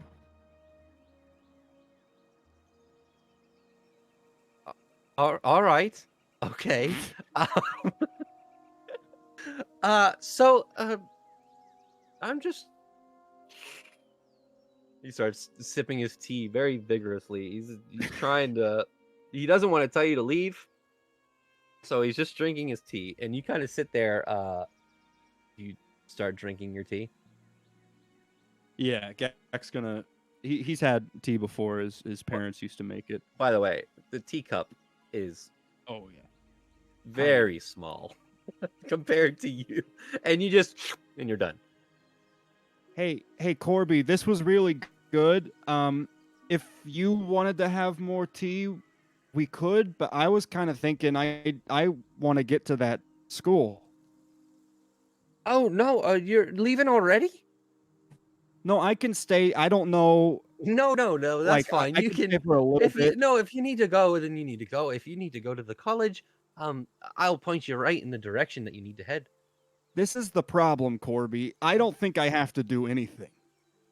It's all about what I want to do, which is new for me. So I'd like to go to the school, but I also like you. If you want like one more cup of tea, I can squeeze one more. No, I that's think. fine. That's fine. Honestly, my cups of tea are not enough for you, anyways. You should probably head to the tavern and get something. They have, well, bigger cups. Okay, yeah, I might do that. I'm not that thirsty, but I might stop in and Maybe pick up Yeah. a bowl on the way there too. Okay, yeah. It's always good to have a bowl. It's always good to have a bowl. Oh, Corby, I'm gonna miss you. I will miss you too, my friend. Well, I'd love to chit chat, but I gotta get going. I just So want to say unfortunate. thank you for being so nice to me, and I'm glad Thank that you I for could help saving me you. from bandits. Yeah, I'm glad I could help you get back home because I really want you to be safe. So hopefully everything goes better. And remember, if someone tries to steal from you, you steal from them first. That's rule And if number someone 2. tries to kill you, You kill them first. That's rule number 1. right? You taught me that one. You taught me both of them, actually. Yes. On our And way here. I've only known them for a few days, but they've really come in handy. It helps me identify a lot of problems. They're in my brain from now on. I will carry these until the day I die. Good. Good. Okay. All right. Well, I have. All right. He looks over at his non-existent sink. I have dishes to do. Yeah. No, I just wanted to say thank you, Corby. I really appreciate the time we spent together. Oh So man. you said All right. No, you said you were gonna point the direction of the house. Oh Where's yeah. the school? He immediately opens the door and that way. You want to go that way. Okay, awesome. And Gak's gonna bash his head on the door frame as he steps through. There's a crack. It leaves a crack in the. Oh. Okay. All right. Oh. I'm really sorry. It's okay. No, it's totally fine. Don't worry about it. I will see I can you stick some around. other- I No, can it's help fine. fix it, or Don't worry about it. Honestly, it's not the biggest thing. Gak is gonna touch his spell book and he's gonna cast Minor Illusion to make it look like the door is fixed. Oh, thank you. Yeah, no Cool. problem. It might be a temporary thing, but hopefully that helps. All right. Well, All right, bye, bye. Corby. And as you Gak head goes. out, as the illusion fades, son of a- and as you are walking out, all of you simultaneously, as we have now reached the point here in the thoroughfare of the town, what sounds like screaming. Huh? Screaming? Yeah. Yes, screaming with an S. Yes. Okay. Yeah. Yes. The S. There It- sounds like screaming. Gideon's running. Yeah, Gak's Oh yeah, running full Rian on top of a car. Yeah. Yeah, and is Rian's- immediately. force. He's running on top of his horse. It's like a treadmill. Yeah, he's gotta still get his steps in, guys. God. Why is it always screaming and never like music or like Partying. free you can hear coupons? screaming, and as you all start to come around your various corners, and you see the long road of Hambafort, you see you hear crashing and wood breaking, and you see a couple people screaming, and a woman off into the corner being what looks like almost attacked. And in the thoroughfare, in this road, you see two hulking beasts that look like bears. However, they have feathers that kind of course through their body, and their faces look like owls. As they start striking at these people, and that's where we're gonna go to break. I will my not kill an God. owlbear. God. I won't do Oh, it. this is so sad. Rian is gonna commit Destroying seppuku before he has to kill a fucking owlbear. Oh my I god. have a plan. People Okay. are screaming. They're Oh, wait, owlbears. They're so cute. Okay, those aren't cute owlbears. Never Yeah. mind. No remorse. Yeah. Who let our Go ahead bears into Go ahead the and place your tokens. Oh I my would like god. to note that this is the tavern. Okay. So then I guess. Where's which one? Estrid's? You would be probably coming down this way. Oh. Flop. Yeah, it's not on. You'd be off the map. Yeah. Okay, since these are large creatures, Rian knows Hikari's strength, so he's gonna kind of like jump off Hikari like here, and then send Hikari back. So he's like right in the thick of it. Okay. Because Okay. owlbear eat horse. Okay, Gideon, where would you like your token to be? I already put myself on. Oh, you did. Shit. Awesome. Why aren't you the size of? Okay, there we go. I don't know. Are we missing anyone? Oh, Basil. Nope. There's Trying to. Basil. There we go. Oh god. Hey, stupid question. Pardon my walnut brain. How do I make our character things smaller on the screen? If you Go Or to is the that- little go to the settings top right of your screen Okay. in roll 20. Scroll down to where you see player avatar size. Ah. I like set mine I to like names only. I do too. Also, my camera fell. What the hell? Gotcha. All right. I'm set. okay. Okay, and with that, Yes, guys, it's, you know, I'll just hold this here. Well, let's take a 5-minute break and then come back to. Oh, you can barely hear me. Yeah. Combat. Woo! So Okay. you're saying it's too late for Speak with Animals? I'm I sure they're not. mean- You can try. You can try. They're a little grumpy, I think. All right, we'll come back in Yuppie. 5 minutes, guys.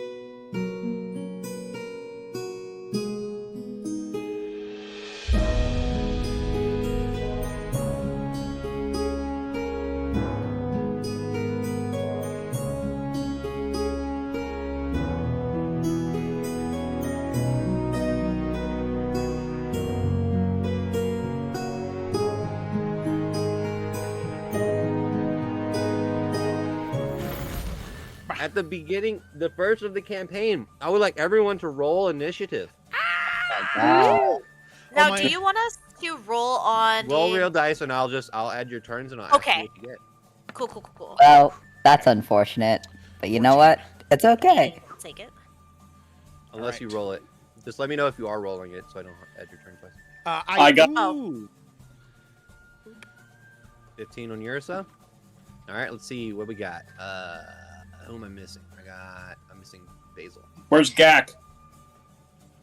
I got 19. Yeah. Oh Yeah. my gosh. I got 10 Basil, for you're Basil. 10. Gideon, 15. what's it? 16. All right. At the top of the round, Gak, you come around the corner, running through, and you see two very weird owl-looking creatures that also look like. Actually, you saw one of these in a forest. I not too long did. ago. Yeah. Well, they're attacking denizens of the town now. So, what would you like to do? Nice. Oh, Chip is not happy because he was trying to get me to do something about them in the forest. I know, Chip. Okay. And Gak's gonna get as close as he can, but I mean, not like right up next to him. But he wants a better view of the one that's like pinning the girl against the wall. Mhm. So let's see. He has 30 feet, which would be six cubes, right? Yeah, each one is 6 5. cubes. Yeah. How do I tell? Do I move him or do I tell you where to go? No, you move them. Okay, 1, 2, 3, 4. If you One. on like the little sidebar, there's like a little circle with like a little ruler. You can click on that, and then like click and drag. You can Yes. also hold left click on your token and then click right click once, and then when you start moving them, it Oh. creates a little measure thing, and then you can release the left click and it'll move them to the spot. Nice. Oh, that's awesome. Okay, perfect. Yeah, Gak's gonna come over here. Yeah, I'm gonna do that. So, sorry, I'm so getting used to.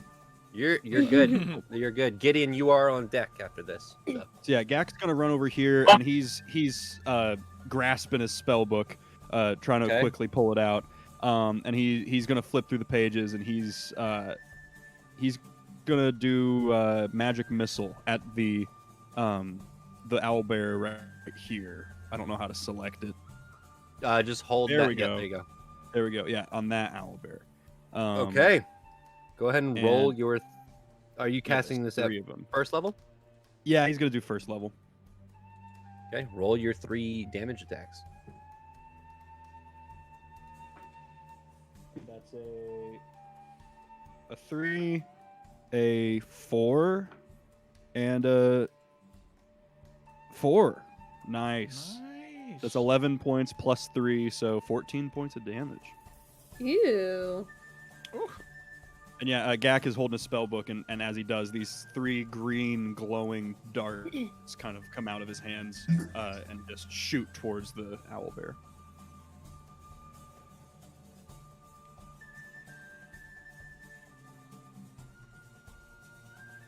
Oh, you're muted. Damn, I just described that entire thing.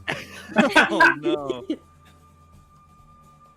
Oh no. They impact the owlbear, and you see it look towards you, and then look back towards the woman and raise its claws, about to probably tear this woman in half. No. I mean, it's not its All right. turn yet, but For my bonus action, Chip, my little frog, is gonna scurry into my jacket to hide in a little pocket. and yep, good one. Okay, is that your turn? Yes. Gideon, you are up with Ursa on deck. Gideon, what would you like to do? Gideon's gonna run 30 feet just in a straight line ahead of him, Okay. and he's going to pull off this like fairly large talisman that's attached to his right hip and throw it in front of him. And he's going to create his Eldritch Cannon using his action Okay, right in front of you. right in front of me. All right, cool. You're gonna get this as. There you go. Oh. Sick. And then, with a bonus action, he's going to quickly swirl his fingers and point to the woman. He's going to cast Sanctuary on her. Ooh, okay. I know what that does. Do you? Yay! Do you, John? I use that so much. Hopefully it works out better for her than Morganax. Yeah. Ooh, that's unfortunate that you bring that up. Okay. That's unfortunate. Is that foreshadowing for what's going to happen to Rian? Yeah. Is that your turn? And Gideon's just going to yell at her to run. But otherwise, yeah. Okay, Yursa, it is your turn with Rian on deck. Okay.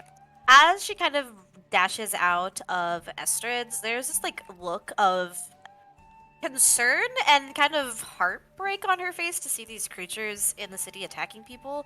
She's used to most creatures being docile, and why the hell are they in the middle of the city? So she's going to also, run up here. 30 feet is right here. This is a good point. And sorry. Yursa, your passive perception, which is very high, Yes. and because you have been around these type of creatures before, look quick glance, it looks like they look like normal owlbears. It is very weird for owlbears to be in a town, especially attacking people. But their eyes are glossed over this very dull red. Okay. That makes her very uncomfortable. So as she's running, she's just going to like cast her hand out, and traveling along the ground is going to be just like a trail of flowers. But by the time it gets to the owlbears, kind of like a fault line, it's just going to crack open in the ground, and I'm going to cast Earth Tremor. So they need to do a dexterity saving throw. And it's going to be right here, 10 feet. And the spell save DC is 14. Not that spicy yet. And I'm just casting this at first level. Muted. I just realized I was muted. Where are you placing the earth tremor? Right here, so it should get both of them. Okay. And we'll just not say, Rian. yeah. Okay, so they both need to make dexterity saving throws? Right, with a spell save DC of 14. Okay. First one on And- the left, I rolled a 15, so 16 total for the first one. Okay, he succeeds. And the second one, 11 total. This one fails. And he takes 1d6, and he takes a spicy 6 points of damage. Bludgeoning damage. Nice. Hell yeah. Okay. How much? 6. Just 6 Nice, points of okay. bludgeoning damage. Yeah. Just so I remember, Gak, that's also the one you hit, right? I remember correctly. Yeah, the one, yeah. Okay, I'm just gonna do this for my sake, because I forgot things. Yeah, Cool. blue, I did 11 to blue. Or 14 to blue. Awesome. All right. And are they knocked prone or anything? Is it just the damage? Oh, yes, they are actually. If creature. Yes, that one is knocked prone. Okay. I don't know if this is relevant because I don't think this area would be. I don't know. It just says if the ground in that area is loose earth or stone, it becomes difficult terrain until cleared. Yeah, but I mean, it's dirt. Yeah. Hey, okay. Well, they stuck, boys. Nice. So right here is difficult terrain because of the way you placed it. Okay. I'm also sorry if you needed that in the actual chat. No, it's all good. Okay. All right. Is That's that your your turn? Yep. Okay. Rian, you are up. Basil, you are coming up soon. Okay, fighter, easy turn, let's go. All right, I'm gonna run, here. And he's gonna go here, around Yeah. the corner. So that's 25 feet, and I'm kind of wondering, is the owlbear, like, gearing up to attack this fine gentleman standing next to me?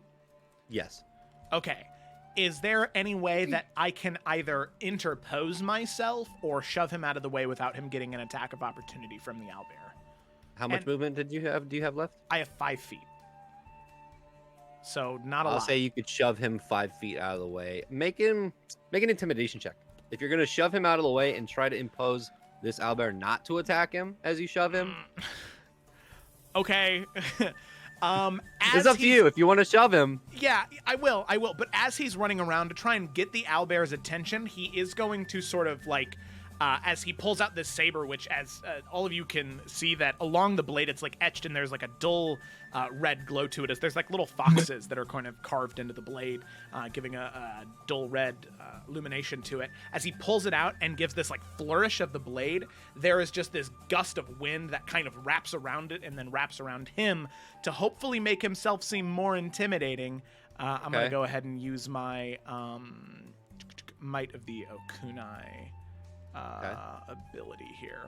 So range is extended by 5 feet, advantage on dexterity saving throws, and I get an extra 1d6 damage. If I believe correctly, as you pull out the sword, there's like this almost translucent armor that kind of wraps it's around like you. The wind sort of wraps around me, and in certain parts there are these like little like maybe cherry blossoms that are just kind of floating around and flying around, and a lot of it is centered around the blade to create this extra reach on his weapon. Yeah, now his blade looks like Sephiroth's sword. So hopefully, now that I look a little bit more big and a little bit more intimidating, I'm going to try and push the guy out of the way. Okay.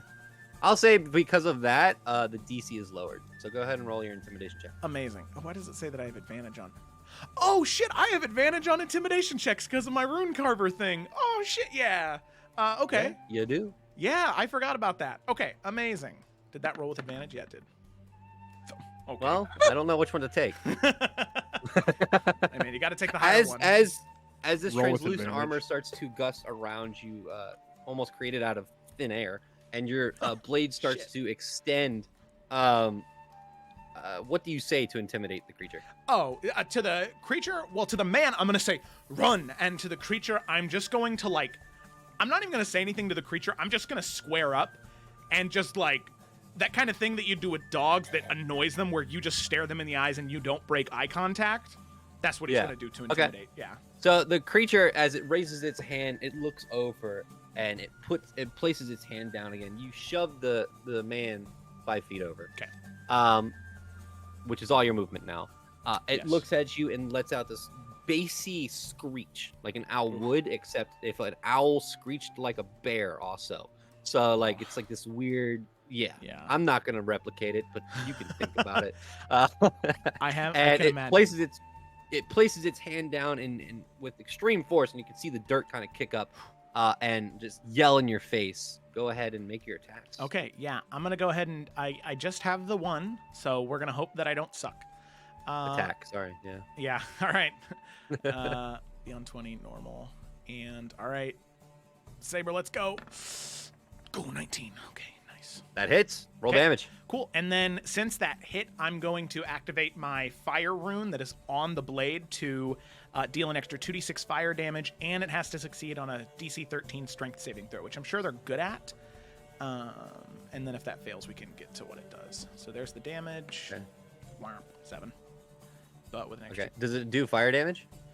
Yeah, it does 2d6 fire damage for a total of 4, so 11 points of damage total. Okay, so as the sword connects, it then the flame strikes across the sword in an instant as you streak across, and you can see blood and feathers kind of fly off as it makes a horrible screech. It did fail on that save. Oh, amazing! Also, I'm so sorry. I'm awful. From the Might of the Okunai, I get an extra d6 on sure. Okay, one 6. attack per round. So Jesus. Okay. So 17 points of damage, and then.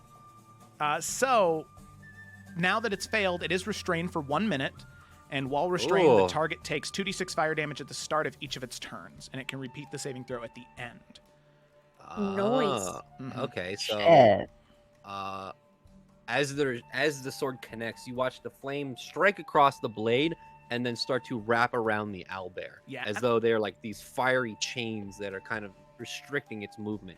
And I like to imagine that the chains, as they hit, they like wrap around and they do constrict, but every once in a while, you can see the chains kind of like hop like foxes do when they're in like tall grass, and just sort of hopping around and then tightening in certain areas, trancing around the feet to like keep it constricted. Yeah.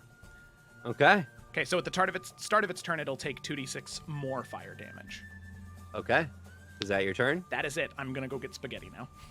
Well, it's the start of its turn, so roll 2d6 first. Oh shit! Oh shit! What a cool thing! 2d6 fire damage. 4. Okay. Thank that's you. Still pretty okay. Can you wait until I attack you with this owlbear? Yes, I think the pasta can wait. Yeah. It lets out another screech, and you can see it kind of wince from fire damage, but it lifts up its claws, and it's going to take 2 attacks at you, Reed. Okay. Yep. One with its beak, one with its claws. All right. Shield up. First Sword attack. out. 13 to hit. 13 misses. Okay. The beak skims off of your shield. Second attack with the claws. Another 13. Damn. Nice. Yeah. Another streak. You can see it actually its claw grooves out a little section on your wooden shield. Not enough to destroy the shield, but there is a claw mark now. Oh yeah. I'm gonna Okay, add that and it to is- the notes. It is restrained, so that's its turn. Yeah. Does it get to make a save? At the end of its turn, yeah. Okay. What's the DC? 13, not very high. Okay. Well, my wife bought me this cool thing called Dice Jail. Fuck you guys. Yeah, I rolled a 5. It fails, so it's still restrained. Basil, it's your turn. Ooh. So, the one that's not right next to Rianne, how is that one looking? It's looking hurt, but it's still looking good enough to fight. Okay. It's looking hurt, but it's not looking bloodied. Cool. I'm gonna go, let's see, 20 feet right here. And then it's taken some damage, right? Yes, it has. Okay. I am going to look at it and say, what you were doing to that woman was not very nice. And I'm just gonna bring my hand up and make a little ringing motion and do Toll the Dead. Yeah, you are. And if the target is missing any hit points, it takes 1d12 necrotic damage. Yep. Go ahead and roll 1d12. It needs to make a wisdom saving throw, And right? I don't think so. Wait, hold on. Yeah, wisdom saving throw. Can you tell that that's been used against me?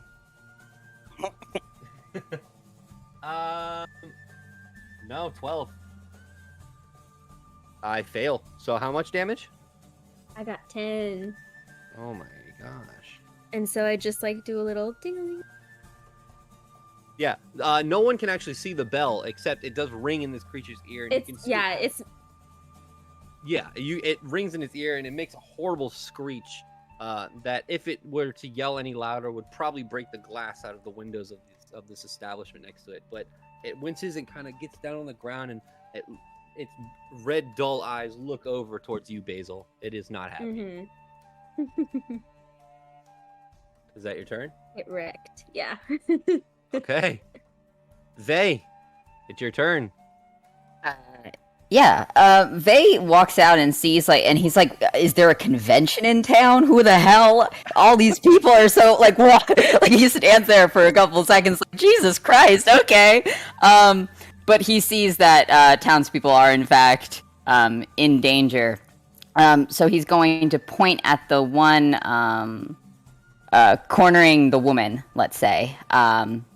He's going to point at her and use his bonus action to do his vow. And he, says a funny little catchphrase, kind of let's dance or something like that.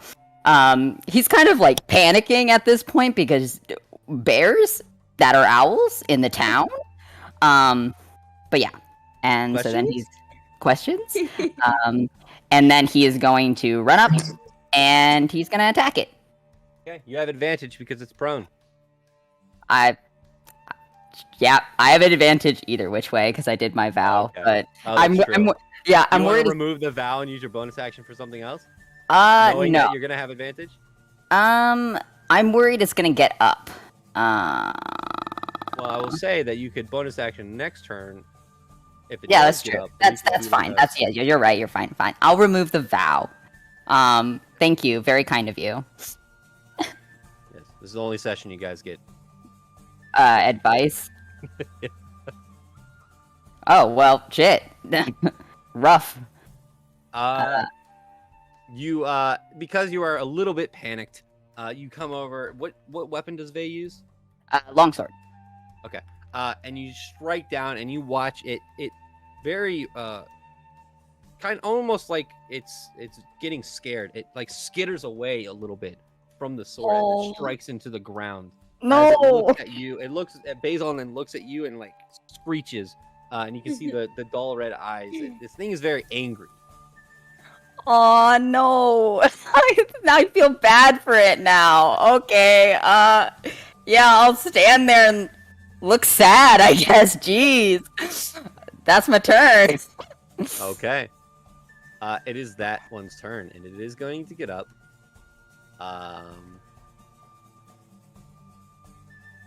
Yep. It's going to turn to you, Vey, and it's going to make 2 attacks. One with its beak, and one with its claws. Do it. Smack me. 16 to hit? I don't think No. that hits, does it? No. Man. What the fuck? 13 to hit. No.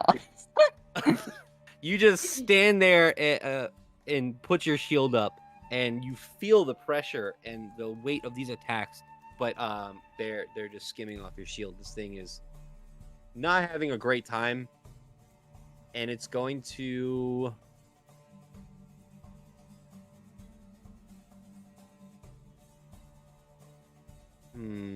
it's gonna run over here towards. No, it's not. It's gonna stay there. Okay. At the top of the round, this person is going to run this way. She's going to run this way. And he's going to run this way. It is going to take an attack of opportunity at the woman who's sanctuaried. And I believe... What's the DC for sanctuary? Sorry, let me double check that real quick. The spell DC is 14. Wisdom. It succeeds, so it can attack. Right.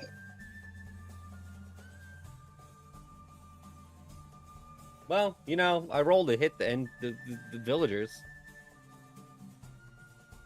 This woman falls to the ground and starts bleeding out. Oh, Jesus. Sorry. As it rips a claw across her back as she starts to run away. And that is its turn. Gak, you are up.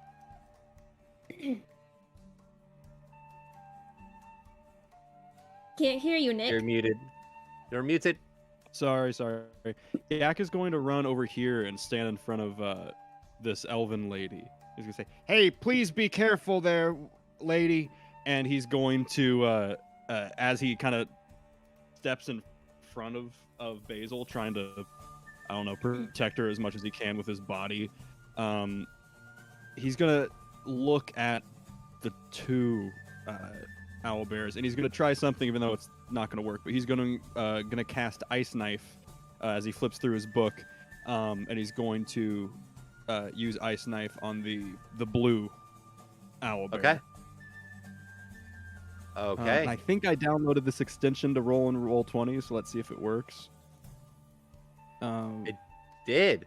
Oh, mate. How do you do that? There's an extension for Roll20 called Beyond 20. Yeah, Put we it all in the figured little out. general chat, girlfriend, if you need it. So the first one is a 7. Unfortunately, as you kind of impose yourself and then immediately cast the spell, which, by the way, what does Ice Knife look like when Gak casts it?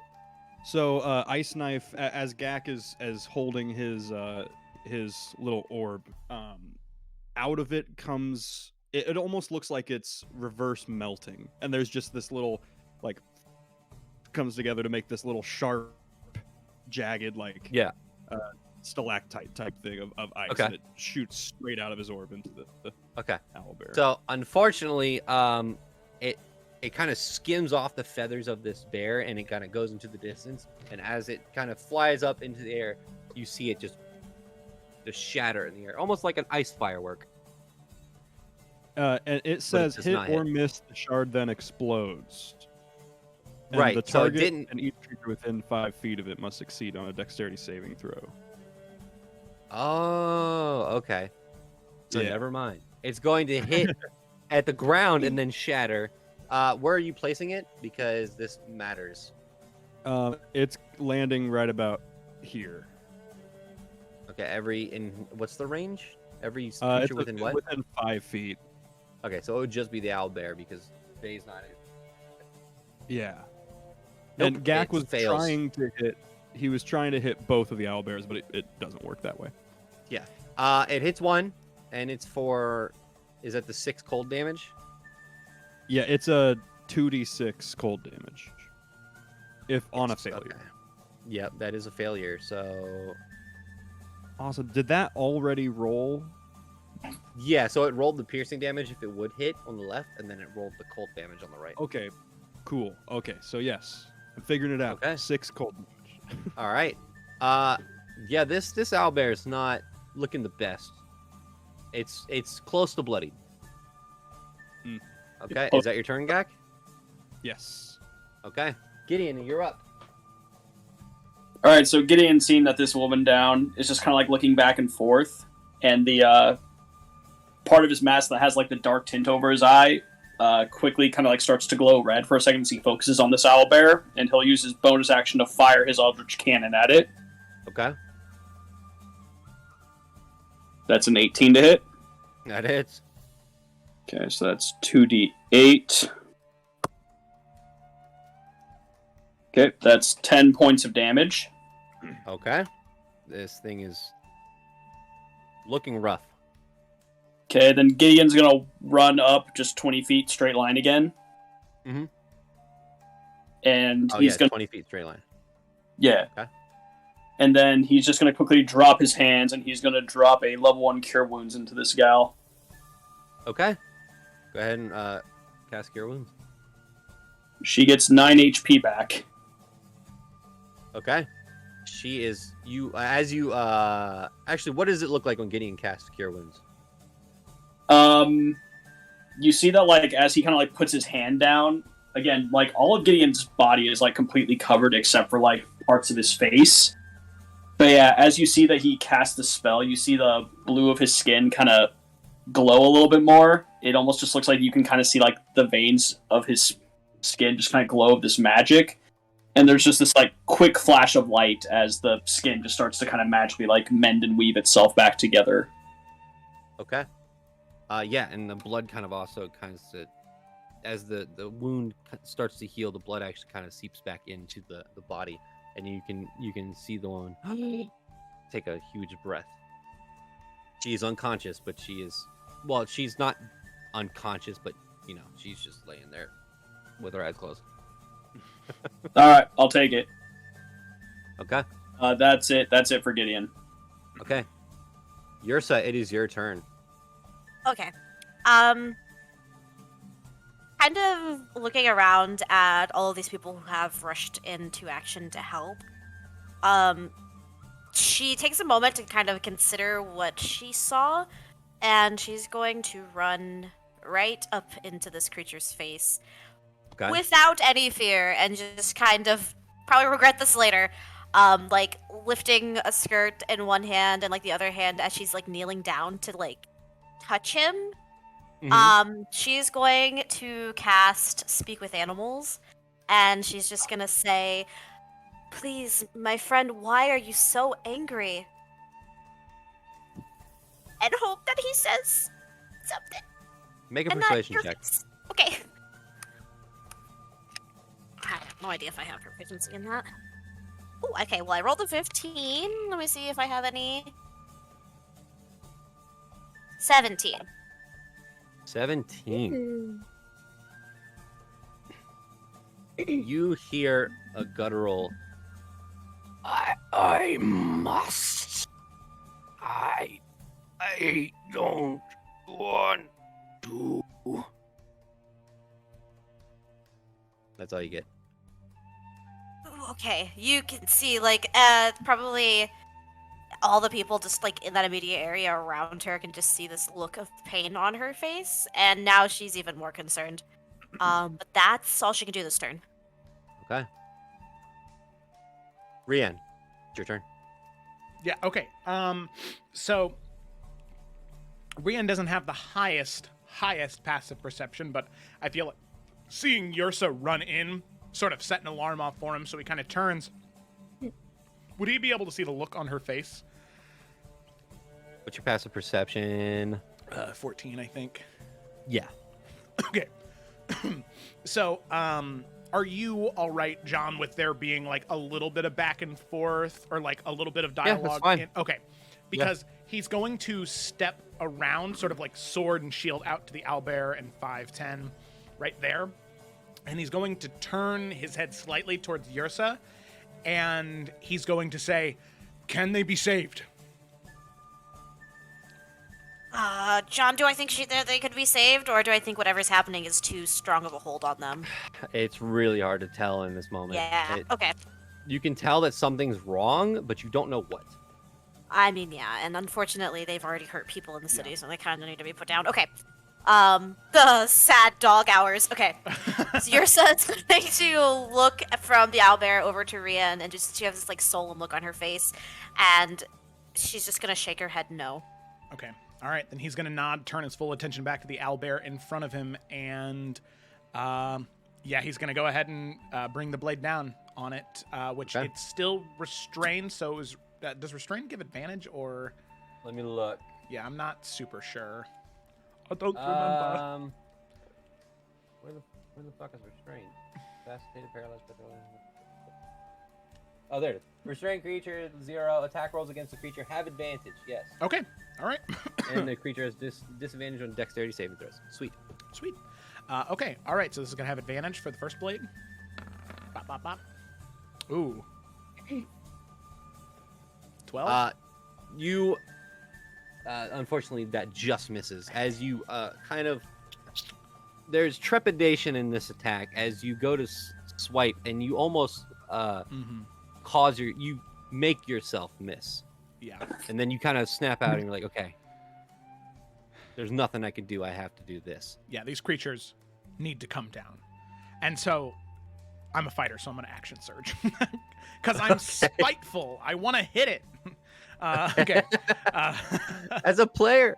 Yeah, I know. I wanna gotta do this. Okay, so then he'll just refocus and take another quick slice at it and hope that this one hits. Oh, that's Advantage. Well, it hits. Let's see if you net 20. Be a net 20.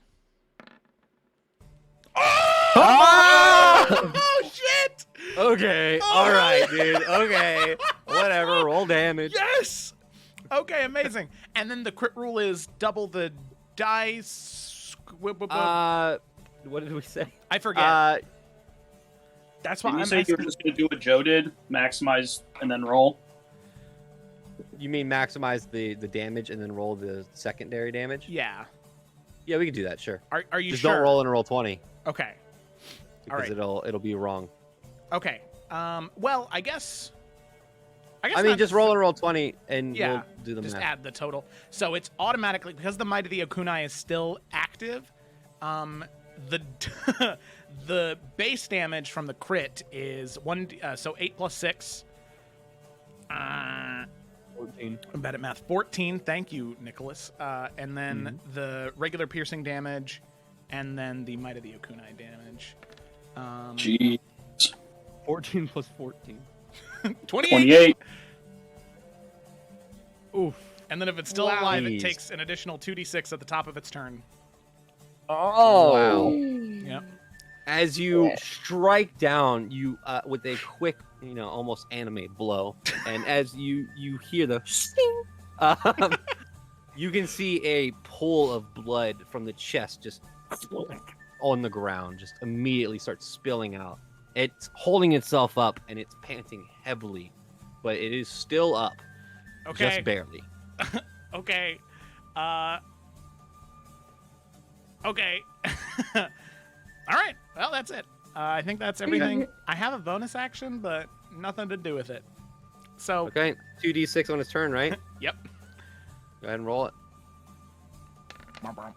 4. Okay. Mm. It is still up. Oh, man. And it is going to. You see it look at you, Rianne, and like,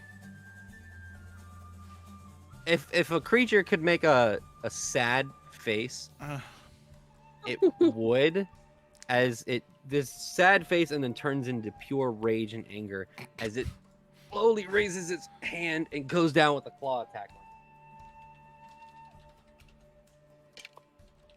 That misses. Jesus Christ. I don't think I've hit anybody. Have I hit anybody? No? Okay, cool. You hit the woman, the civilian. Yes. 13 plus 7. I think that hits you. Dirty 20? Yeah, that'll hit. Woo! Have I'm shield. really happy about that. Yeah. Yeah. Okay. Kind of fucked up of you, Jonathan. It's been an entire fight where I haven't hit anybody, guys. Come on. Hey, it deserves a hit. It's sad. Yeah, that's true.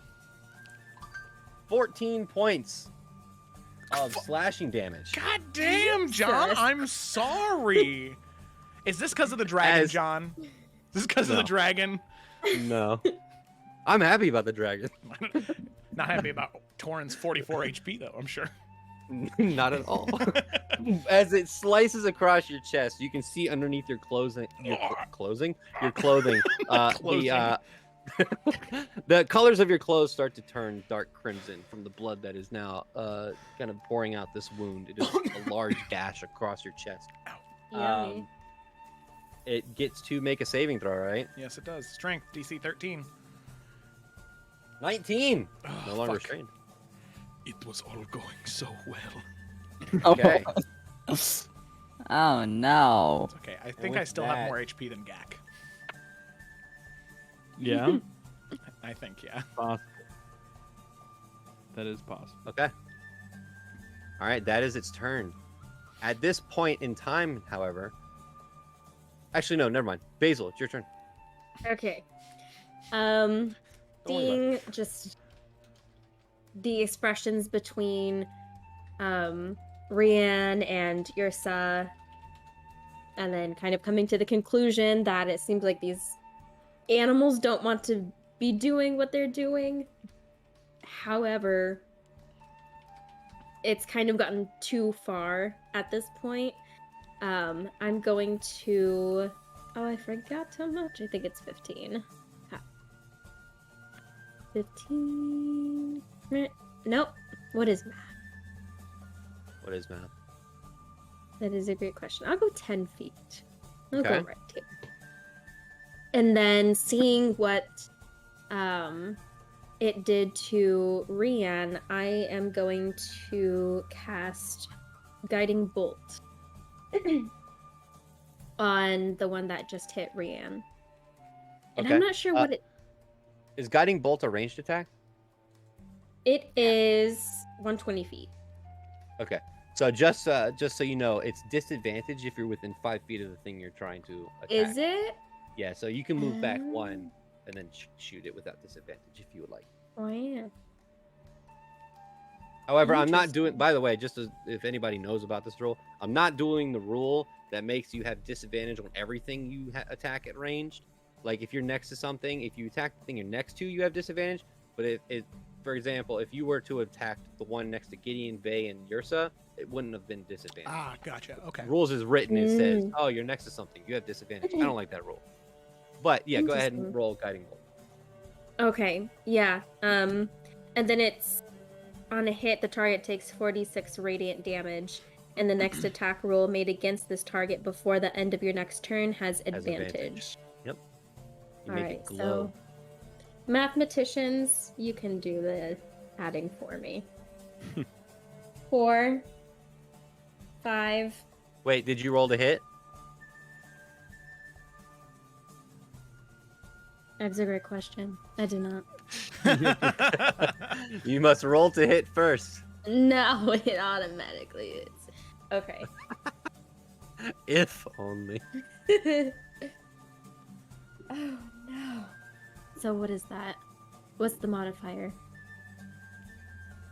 been It a is hot your minute spell since I attack. It's a played. +3. No, +5. +5? Yep. 10. Oh.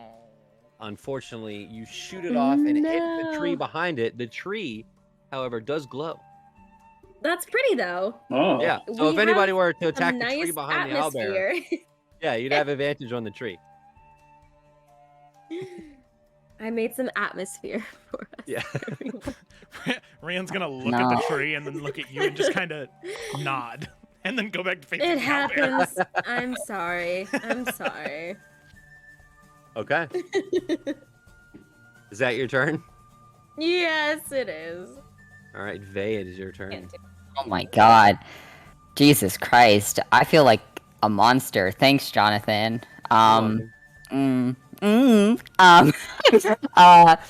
Okay, so now I will do my vow since this thing is up. Okay. And he just points, and a golden star kind of appears on its forehead. That's the mark of his vow, and he is going to attack it. He saw that people were, he saw what was going on, but he's like, oh shit, okay, we're gonna just kill it and be sad later. Please, yes, Yeah, that hits. yes. I assume one-handed, right? Yes, it's one-handed. I am holding a shield. And then, what are, Jonathan, rules for moving through party members? What is your rules on that? You can move through them. Unless you're in a tight space. Unless you're, like, in a hallway where it's, like, Right. you shouldn't be able to. Yeah. I'm not moving out of its range. I'm just moving around it. Technically, you guys aren't party members yet. Oh my god. I'm moving around it so I can, so Vey can get closer to Rian. Nice. And that's my turn. Okay. Yursa cast Disintegrate, targeted at... This thing is going to...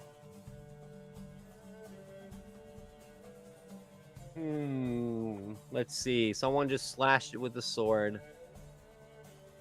An elf woman just talked to it. And steampunk guy saved woman. I think it's gonna attack Vey. Because Vey's the only one who hit it. That does in fact make sense. I was like, I'm thinking, attack steampunk guy. Fuck you. 18 plus 7 to hit. I believe that. Yeah, hits. that hits. Yes, that hits. Yeah, that definitely hits. Woo! Let's go. Okay. I love the implication that the owlbear says steampunk guy in their head. Like that's 11 points of piercing damage as this thing bites you in the shoulder and chomps down. And then it's going to swipe up with its claws.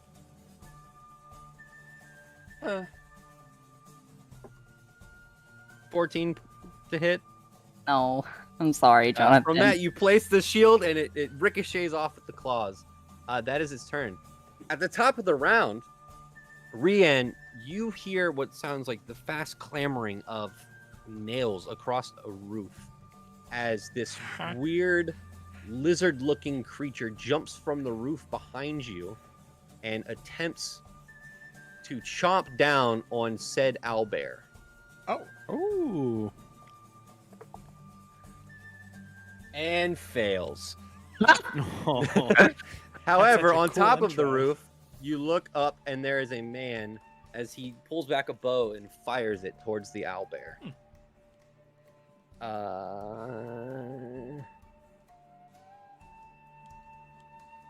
Yes, help us. Yeah, 22 to hit.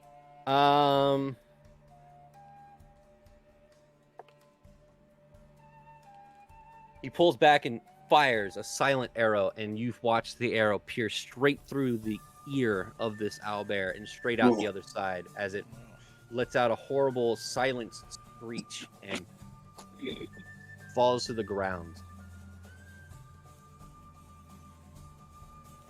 What a dirty kill stealer. Rian, as you look back, you can see the individual elven looks at you and just kind of scoffs at you. Oh wow! Fuck you, dude. Rian's gonna nod at him very honorably because it doesn't matter that he got the kill. Rian doesn't give a shit. People are safe now, bitch. Hate this guy. No, fuck already. that guy. Fuck that guy. Fuck his family. I hate them all. He's a stream sniper. Gak. Joe's Gak, it's your gonna go turn. Tony Soprano on this guy here in a second. A rude Sorry. motherfucker. Oh. This lizard, Sauron on his cow. So what happened this whole time? Gak was standing there trying to protect Basil, and he is ready to attack this owlbear as Basil just walks around Gak and stands in front of him. So then Gak is like, okay, and he turns to the other owlbear and then sees it fall to the ground. All right, and Gak's going to step out so he can see the other owlbear. Okay. And he is going to. He's ready to help some people. He's going to do Scorching Ray. Oh. Oh, nice. Okay. Oh, wow. Oh, Nice. Okay, so that's what's the damage of beautiful. Scorching Ray? It's Oh, no, 3 so- hits too, isn't it? It's 3 hits, and each of them are 2d6 fire damage. Okay, so hold on. So So that's 36 points of fire damage. Well, you rolled 3 different to see if all 3 hit. Oh, Yeah, yes, you're right. That's why You it's roll not for a busted thank second God. level I spell. forgot about that. Good God. I was like, no, okay. no. Oh, wow. Okay. So wait, okay, with the critical hit roll, is it the 2d6 is max plus the 2d6 you Yeah. would roll? Yeah. Okay, so it's already 12. Yes, first that's one, 12 plus what you roll. 66. plus. Yeah. Okay. 1, Okay. 5, Power of the beast. 1, 3. So that's 10, 5, 3. So 18. So 12 plus 18, 30 points of fire damage. As 3 these tendrils of fire come out of the spell book, and they almost look like just almost a hand, and they just go flying into this owlbear. Well, Gak, how do you want to do this? Nice! Yeah! I want exactly as I was thinking. The 3 kind of it looks like just these hands rearing back, ready to just go flying towards it, and they hit the owlbear and go right through. Okay. So as these rays of fire emanate from your spellbook and reach up like 3 fingers, they course towards the owlbear, and in succession, one through the back, one through each shoulder, almost pinning it to the ground, forcing it onto the ground. And as the scorching rays dissipate, you can just see smoke as the feathers are smoldering from these scorching rays, and the creature is just on its side, completely dead, its tongue lolled out of its mouth. Oh, And that's combat. ah. Somehow I don't feel like a hero. That was sad. Oh. Said that we were heroes at the beginning, John. Yeah, what the hell? You made us monsters. Yeah. Can Yursa like investigate the one that she's next to, like kind of like look over it to see if it's been, I don't know, bitten by some vampire bat or something? Okay, Also, you can also notice that I mean, other than it dying, you watch the eyes, the dull red, just go back to a normal eye. But make a investigation check. As It's not she's great. doing that, Rian's gonna like flick his blade, and the bullets just kind of fly off as the wind subsides around him. What an edge boy. He's a Ronin thing, all right. It's Yeah. cool. A gust of wind also picks up your hair a little bit. And, Oh my you know, god. Yeah. I didn't say that. I wanted to be on the record. I didn't say that. I rolled But- an 11 total. That's not great, but Yeah, you look around the body of this owlbear, and I mean, other than the slash marks and the burn marks and all of the other marks that are on this creature currently, it's hard to tell if there's anything that wasn't done to this owlbear outside of combat currently.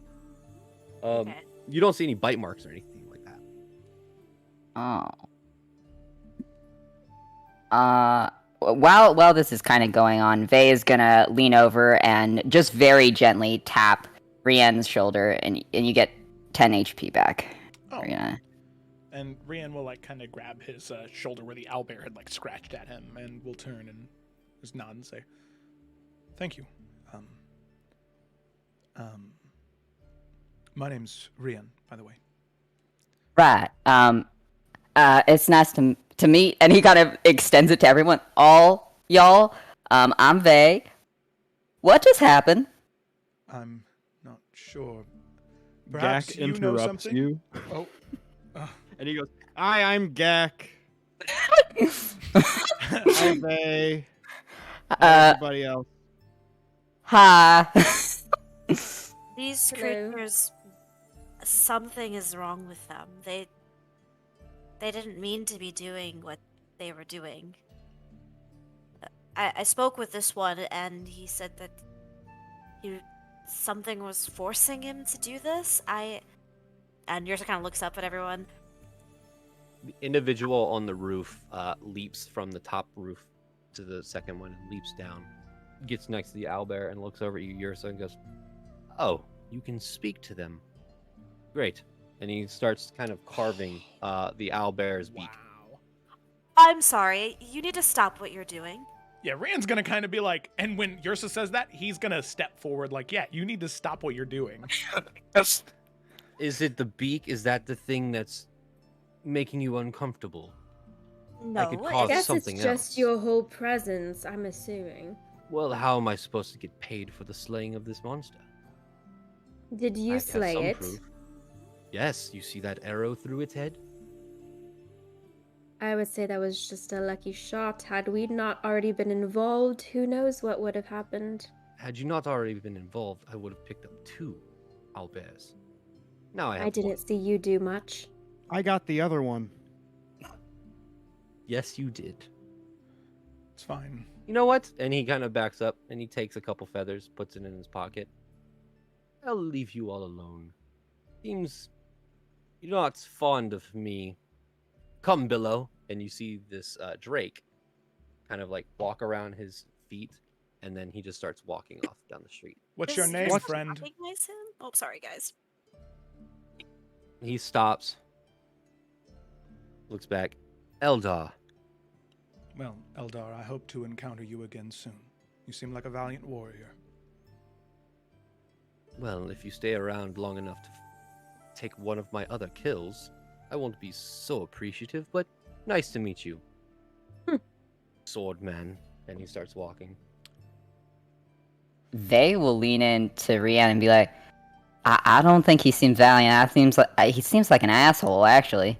And then just like look away, like, were you seeing this guy? Rian is gonna very softly, under his breath, to Vey say, "Yeah, no, he seems like a pompous ass." And Right, Billow said a right. stupid name for a lizard. I agree. Yeah. Dude's a jerk. Yursa's gonna look up at Basil. Thank you for that. That was extremely rude of him, and I didn't have the right words, and you did. Well, I just say it how it is now. After living so many different lifestyles, you kind of get used to, well, stupid people. I see. I guess I haven't been out for very long from home, and I was not expecting someone like that. Hello, I everyone. Just like looking at that whole crowd now. Hi. I'm Gak. Hello, Jack. Hi. Thank Who are you? Oh yeah. Thank you so much for taking initiative to try to save me. I hope I didn't offend you at all after you risked your life for me. Oh no, you look like you can handle yourself. I just wanted to make sure you were good. Well, I appreciate it. That was very kind. I guess I should introduce myself since everyone is. I'm Basil, like the Oh. herb. Oh. Now you, and he's gonna point to to the tiefling that he sees. Who are you? Is he talking to Vey? Yeah. The guy Vey, who you already look around. introduced himself? Vey, you look around and you're the only people. But He's was like- Gak listening? That's the question. Listen, right, I'm Vey. Very nice to meet you, Gak. Ah, yes. Nice to meet you too. Have you met Basil? It's very nice Yes, to meet hello, you. babe. Basil, Hello, hi.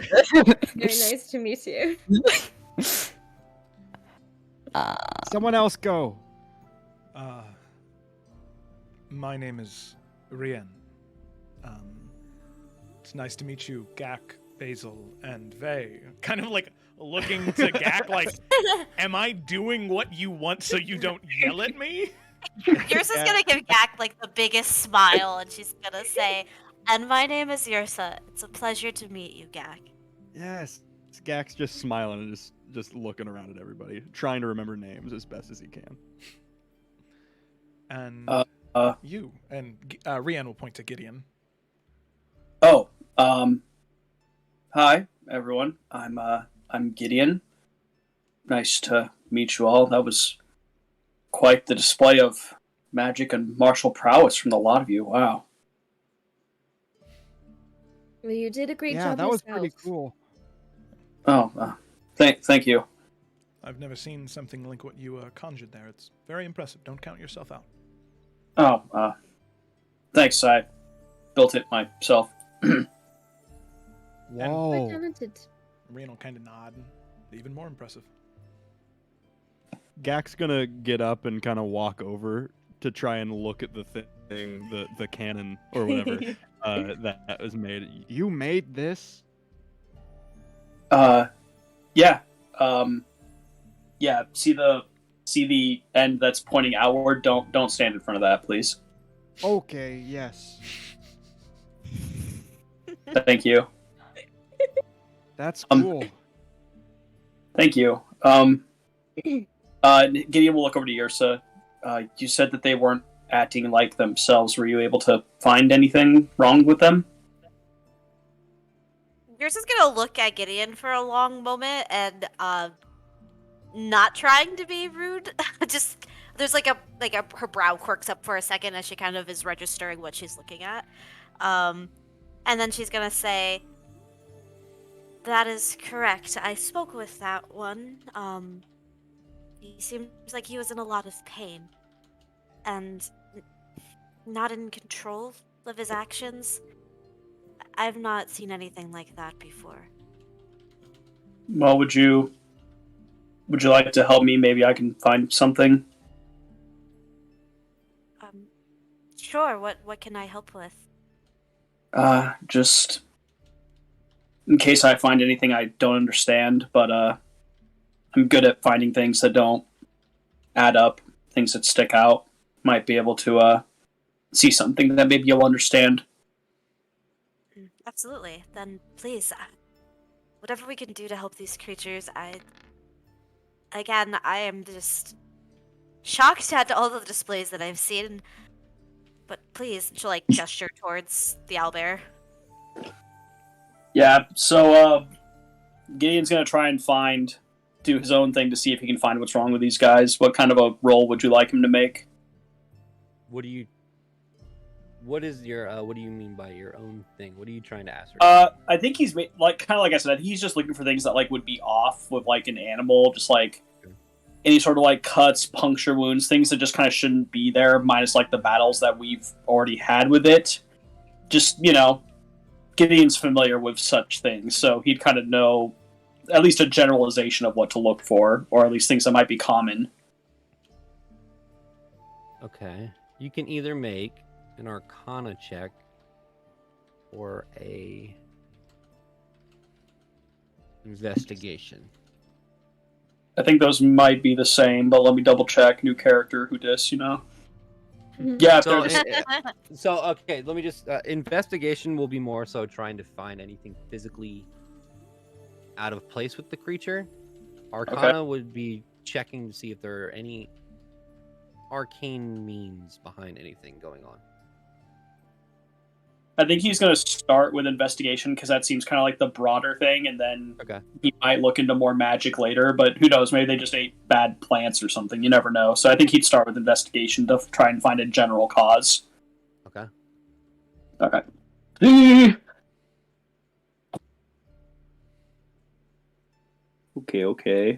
19. Okay. Aside from, like I described before, the various cuts and wounds and burns on this creature,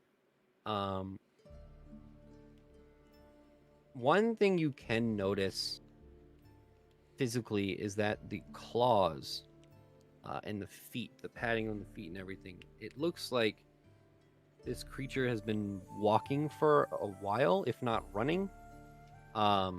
It's the pads and on its feet are a little bit bloodied and like worn. But other than that, there's not anything physically wrong with the creature. Okay. Gideon's gonna kind of like tap his hands together as he's trying to think. I think that Eldar fellow might know what was wrong with them. Is he the guy who is making them be mean? Yeah, that one. Oh no. I mean, he made it sound like he was hired to hunt these ones specifically. And these creatures just came out of nowhere. I mean, I wasn't that far away from town. I was outside, actually. If they would have wandered in, I would have seen them. And I was at Corbin's house and I didn't see him at all. Corbin? Yeah, he's my friend. Oh, that's Ursa, you nice. know Corbin. Oh yeah, I do. Oh wow, I'm glad you keep good friends, Gak. Corbin's a wonderful man. Yeah, he's right over there, and I met him, and we walked back here so I could help him be safe while he goes home, and then we had some tea, and then I was just about to leave actually, and then I heard all the screaming, so I came running in, and then I saw two owl bears in the middle of the street, and they were attacking some people. We were here for that part. Right. But I appreciate the detail. Yeah, it was crazy. Rian will nod and then turn to Ursa. Has anyone seen any strange people in town the last few days? Assuming you all have been here for some time. Oh, I I just just got here this morning. Gideon looks at the group that we're currently surrounded by. No. Can Basil look around to see if... I mean, I'm assuming that animals also have spirits. Can Basil look around to see if she sees the now deceased animal spirits in the vicinity? Make a religion check. Religion. I left the church. Say you love the church. I said I left the church. Oh. I said I love the church. 16. What That's is it? adding my 16. I added my modifier. Okay. Plus 4. You don't. Okay, you don't see any spirits of animals. However, you do get a strong sensation of some entity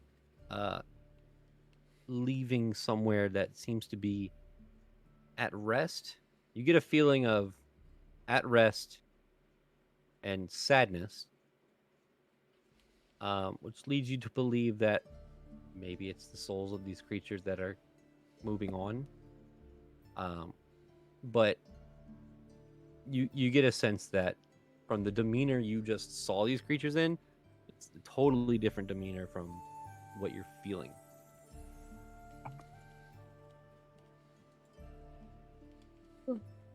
As all of that was happening, Gak's gonna point to Ursa and go, Oh, wait. I saw one of these things like a couple days ago. I was going from the town that was over there, and I was coming here, and I saw one of these, but it didn't look angry or anything. It was just over there, and we kind of looked at each other, and I'd never seen one before, but it didn't look like it was mean or anything. You also see a frog start to crawl up Gak's shoulder. little blue frog. Oh man, yeah. Ursa's like smile grows even bigger. Well, hello, and what is your name? Her talk to animals also was still happening, by the way. It's a 10-minute thing. Oh shit! This is Chip. Is To it work really on Chip? fey creatures? Oh, I don't know. Let me double check. I guess if he's considered a beast, it does. If he's like, Is a frog considered a beast? It's beast for the duration. You know what? Because of your background, I'll allow it if it doesn't Yes. specifically Chip. say it. sick nasty. Uh, yeah, this is gonna be the voice. you hear? Sorry. Hello. Chip is Elmo. Chip is Oh my Elmo. god! Hello, Chip. I hope you are doing well today. Well, not the best. Well, Chip, could I ask you, would you happen to know why these creatures were so angry and being forced to attack? I don't know if you have some type of special sense or some type of connection with them. I was inside of Jack's shirt. I Didn't see. see anything. You know what, Chip? That is quite all right.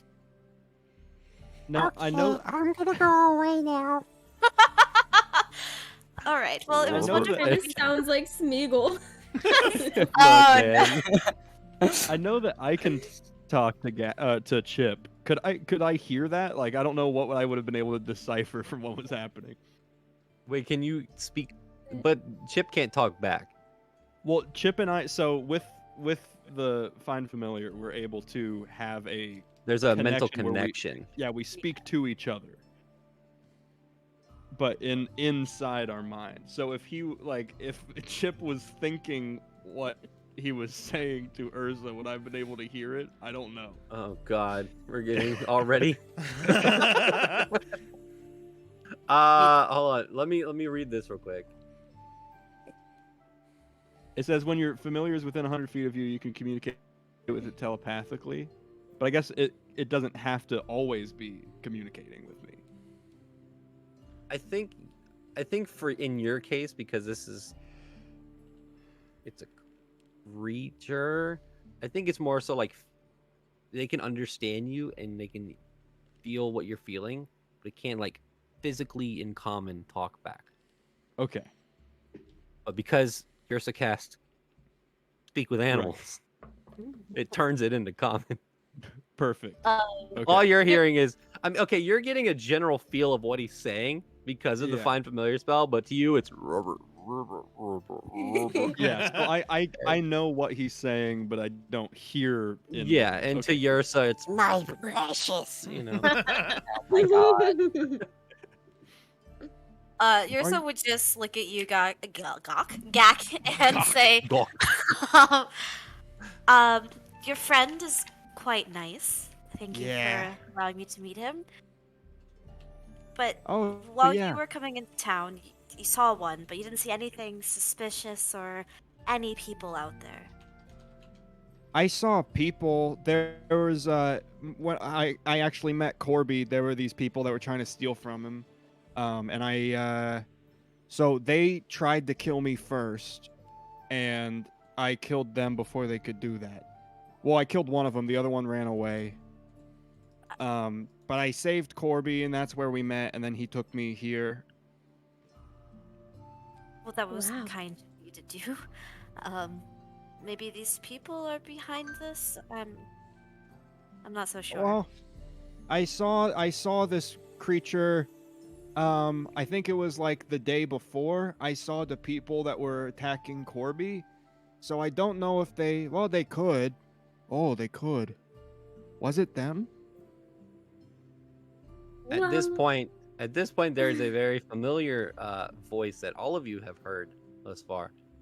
Is everyone okay? Oh yeah, Alan. Right? You look back and Alan has Oh, walked yeah. out of his tavern. Gak hasn't met Alan. That's true. This is his Gak first is time. not. He Gak, looks you're over and missing goes, out. "Oh, what? In... You know what? I'm not actually. What the hell are those things?" I these don't are know. animals. Well, yeah. Sorry. They're- Yes, I I know they're animals. Why are they in our town? What happened? Is everyone They were okay? attacking somebody. Oh, And we killed them. good job. Well, then, has there been anything like this? Is just creatures coming from the forest and attacking townspeople, or is this something new? Well, if everyone would like to come in and sit down, I mean, I might have some information that could help, maybe. I would like- I'm actually trying to find a tavern, so I don't know if I'll have time. Oh, well, that's great because I am the tavern owner, Alan. My name is Alan. I run the Green Oh. Dragon Inn. Hi. I would like to say, during my journey here, I came across a spirit and his corpse, and he told me that he was killed by an animal. I don't remember if he mentioned what kind of animal. I have no idea if it's related even at all. That there's so many different kinds in the wilderness that could have harmed him. However, he's been gone for a few months now, so I have no idea if it's related or not, but as of right now, he was a victim to some kind of hunting accident by an animal months ago. It was Henry Allen. He's the one I'm talking about. Right, I think you mentioned something to me about that. Please, everyone, come in, take a seat. Rian obviously will, but we'll make sure that the two owlbear bodies are properly disposed of. He is, with Gyrsa's permission, is going to take a couple of feathers from each one of the corpses, hopefully trying to find like spots where they're obviously from different creatures. But he's going to ask Gyrsa's permission first and just say, just in case anyone asks what happened, we have proof that they were here. Right, that is a good idea. Gak's gonna go up and. Do you need any help with what you're doing? Yes, I actually would like your help. And they, right? Right. Yes.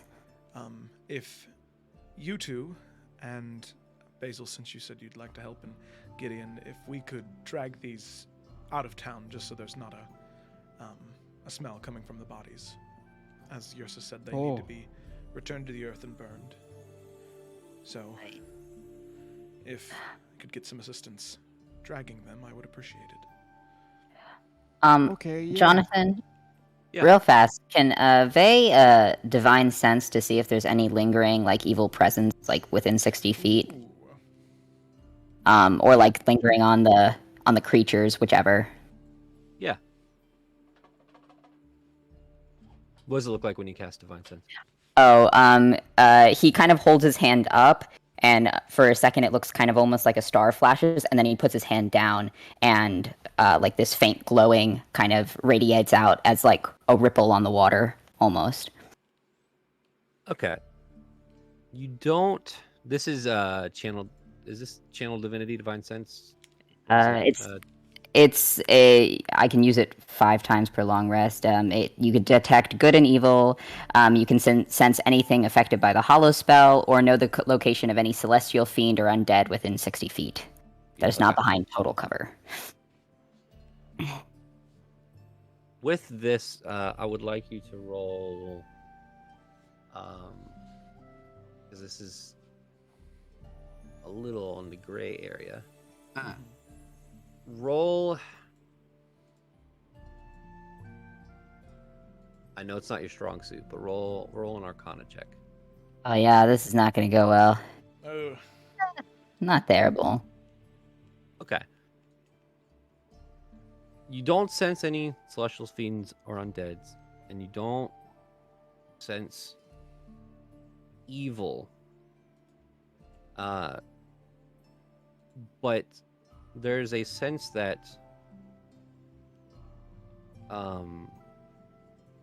a very, very faint sense of arcane magic that forced these things to do something evil lingering. Aw, okay. Vey looks even more depressed than he did previously. And then stops divine sensing so he can at least sleep kind of tonight. With the knowledge he is guilty and complicit in the deaths of these innocent animals. But yeah. D&D. Can I walk up to Vey and just say, you could feel it too? Yeah, sadly. Poor things. It's not always going to be good versus evil, it's just getting the job done. Life is life. There's always gray areas. Right. And no, you're right. Very reasonable of you. I'm just glad I'm within the vicinity of ale at this point in the day. But I appreciate that. Let's go get a drink. After we This is drag actually- bodies. Yeah, no, yeah. This is all happening while you're dragging the body.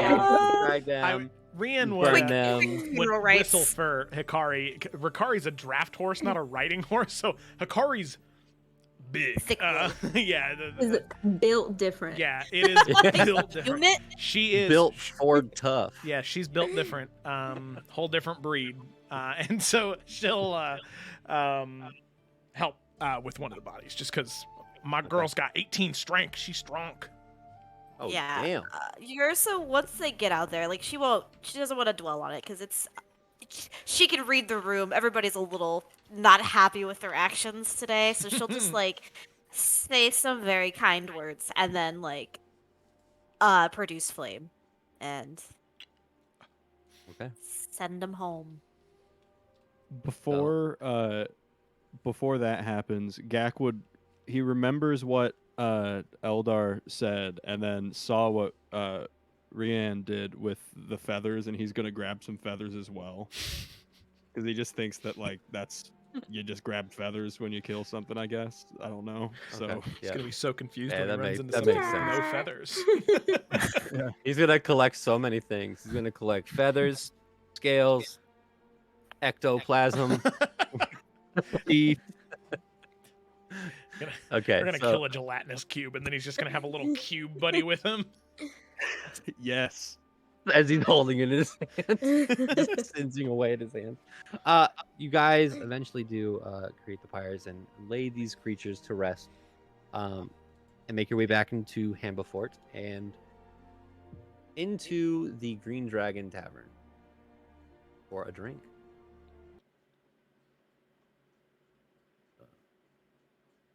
What would you guys walk in? Sorry. It's funny. Sorry. What happened? Rachel made a funny. Sorry. Is there anyone just new in the tavern today? Like from the time we kind of stopped in earlier in the day to now, has there been any new arrivals? No, not that stands Okay. out. All of the people that you've seen in the tavern look like they belong here. Okay, then yeah, your soul will just find a seat and sit with everybody to speak with Alan.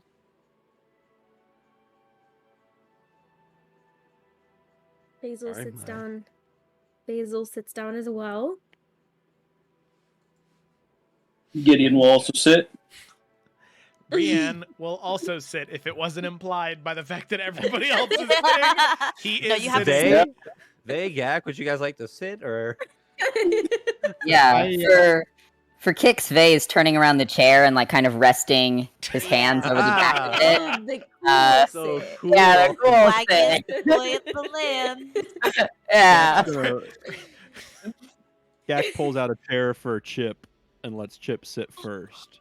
Oh And my then- god. Oh, he's so cute.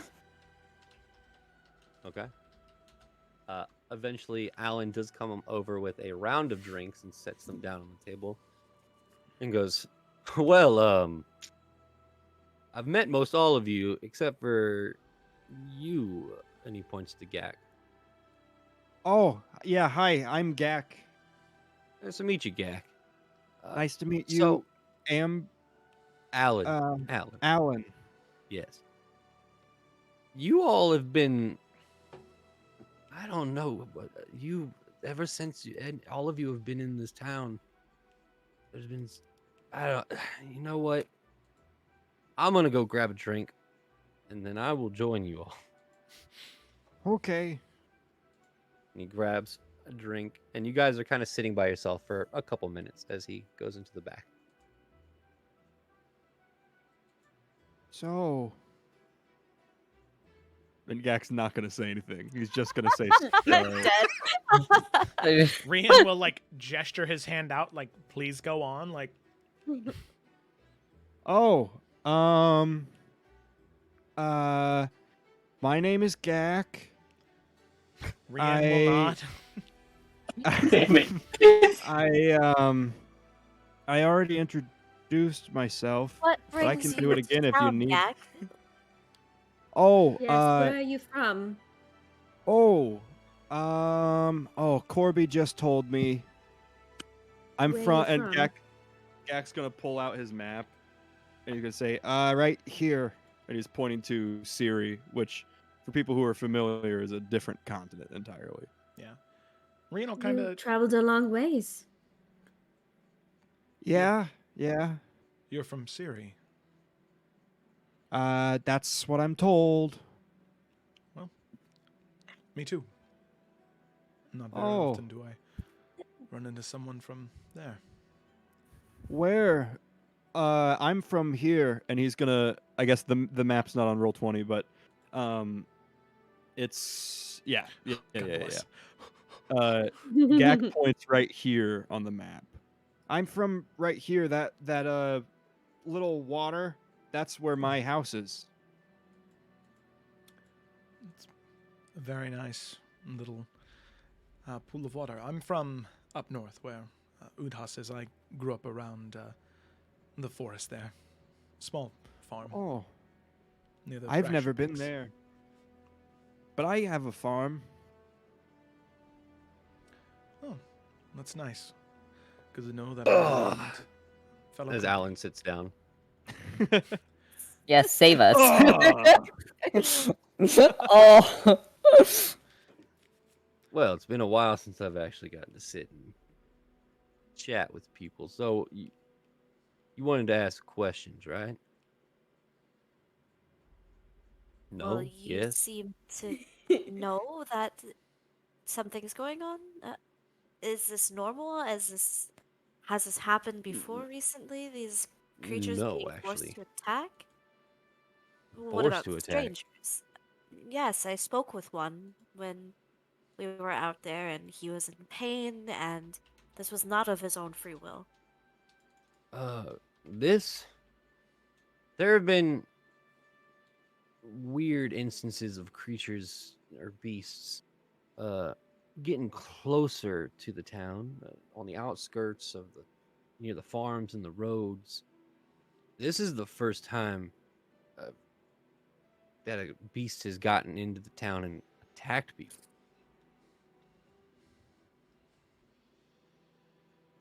How often do you have attacks for hunters or people who are traveling outside of the town? Honestly, we haven't had many attacks at all until, well, recently. I think, when was the first attack? And he takes a sip of his drink and thinks, 9 days ago, I think was the first attack. In Was the it- in the town? No, not in the Oh. town. It was by the farms. Was it one of those things that were out there, or was it a different thing that attacked? It was a different thing. It was large wolf. Oh, Was anyone killed, or No, it attacked a good friend. His name's Daryl Oroville. one of the farmers on the outskirts of town. It, from what I understand, I don't know the whole story, and he barely comes around. You know, very, very time consumed with work. But it didn't get to him. It didn't hurt him. Luckily, actually, I think that that Eldar fellow actually intercepted the beast. How long has Eldar been in town? Doesn't seem like a Hambafort local. No. He's some sort of sellsword, or I think he considers himself a monster hunter or something like that. He was about a week ago. Which, by the way, just to let you all know, we're going by what's called the calendar of Harptos. Harptus? I don't know. It's 10-day weeks. Oh, Spicy. So, As it should be. how so you're long saying ago- he showed up just before these attacks started? I think that was the reason he actually did show up. I think he was in the area and he was tracking beasts. I don't know. I think. Just want Did to he be mention where he's from? No. I haven't really conversated with him. He comes in for a drink with his little Drake friend and just heads Billow. on out. That's right, Billow. Yeah. No, he I doesn't know. frequent the tavern as much. He actually, I think he's had more communication with the the mayor's. Dosta fellow. I think he's been, well, getting money for beasts. What a Right. civil lifestyle. I'm sorry. So you're saying suddenly monsters are attacking? You just got a new mayor, and he just came into town. Oh, the mayor's been here for months and months. It's probably, I think, All actually right. close to a year. That's I still don't trust him. the mayor Ooh. or Eldar or both. Both of them. I don't Both trust. of 'em. Yeah, both of them. Okay. The mayor more so. I mean, he's. I don't know if any of you are of noble blood, but they're assholes. But has he spoken about the attacks and addressed it with the people? I mean, it's his job to No. protect everyone, is it not?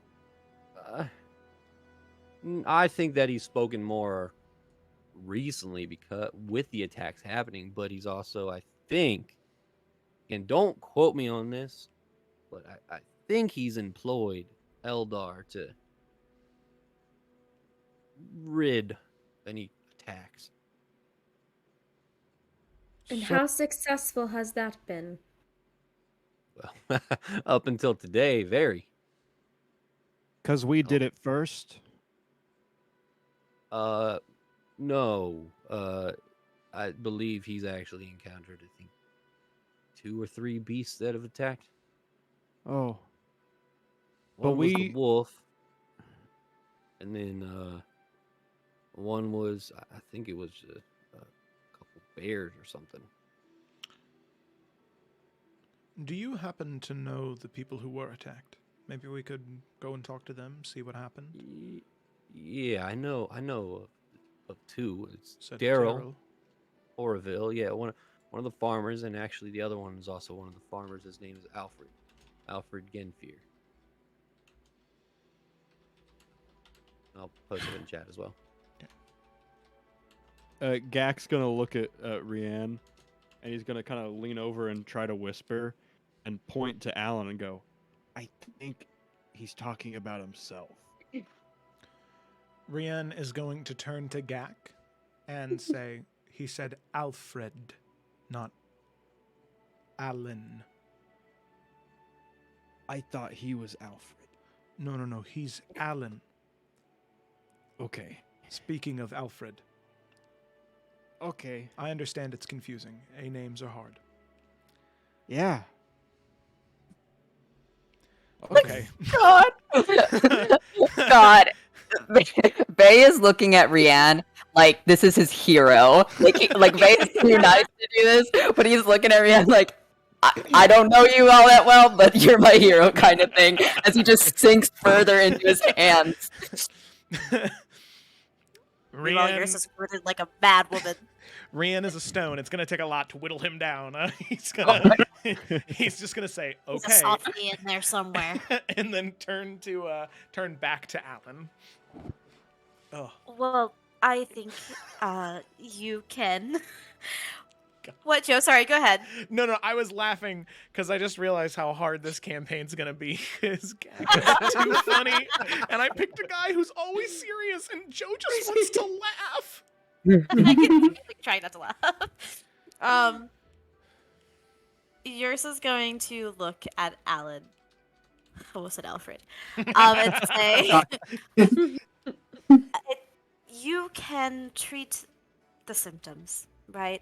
But if you're not pursuing the core of whatever this disease is, it's just going to keep coming back. Maybe somebody needs to speak with the mayor.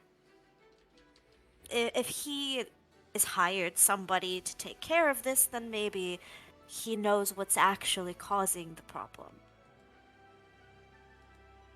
I mean, you make a good point, but what are we supposed to do?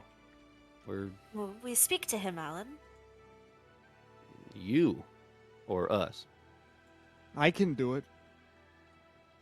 See? He looks at you, Gak. I think that's a great idea.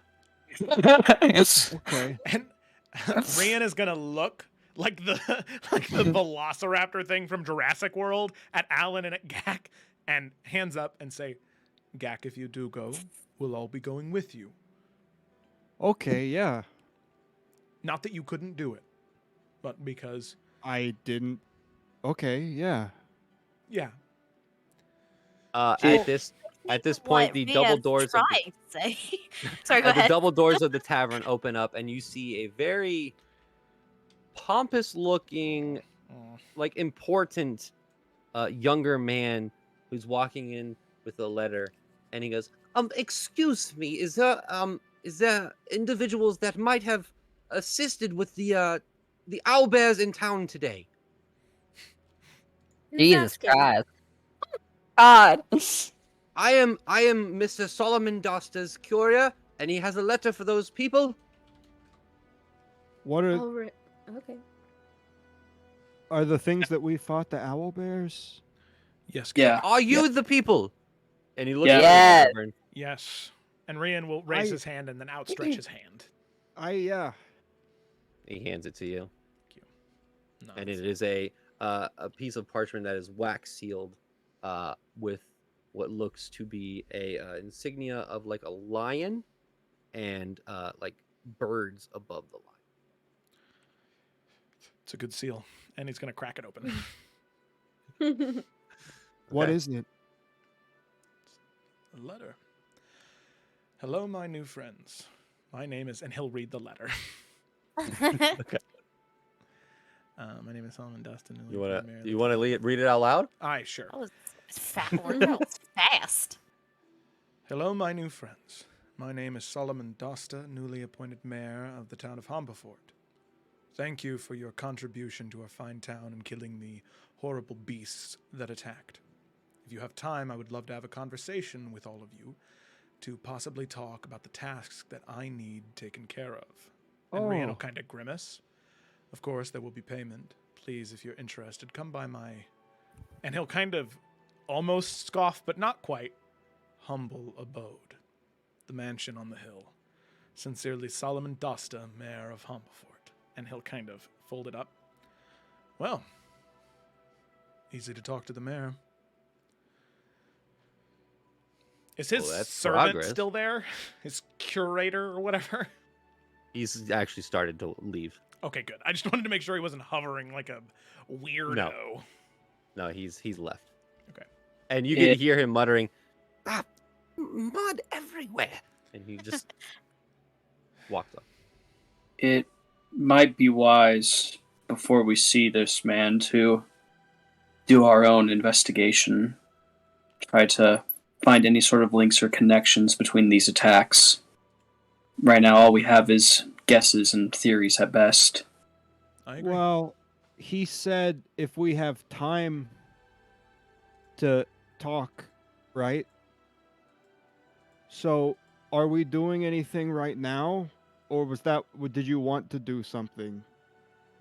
Well, I think we should probably prepare Gak. I think when he asked like when we had time, I don't think he meant like right now. I think he meant like in the future while we're staying here. So, Oh, I'm not staying here. you're I, not? no, I have to get to I can do this. I have to get to Valumine and talk about talk to a school. The Ivory Lyceum. Yeah, that's the one. Well, Gak, I don't know, did you ever read any stories growing up about heroes, knights, and the like? My parents read them to me. It's very nice. Have you ever thought maybe one day you could be one of those heroes in that story? Yes. Well, I think that that's more likely to happen here than in the Ivory Lyceum. Why? Well, in a school, you go to study and you read books, and that's important. Ooh. Rian's gonna kind of stop and be like, I think I already convinced him.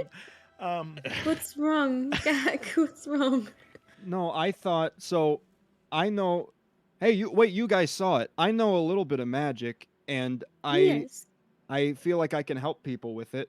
So I want to go somewhere where I can learn more and I can help more people. So how Well- am I supposed to learn more magic here? And then he's gonna turn to Alan. Is there a school here that teaches?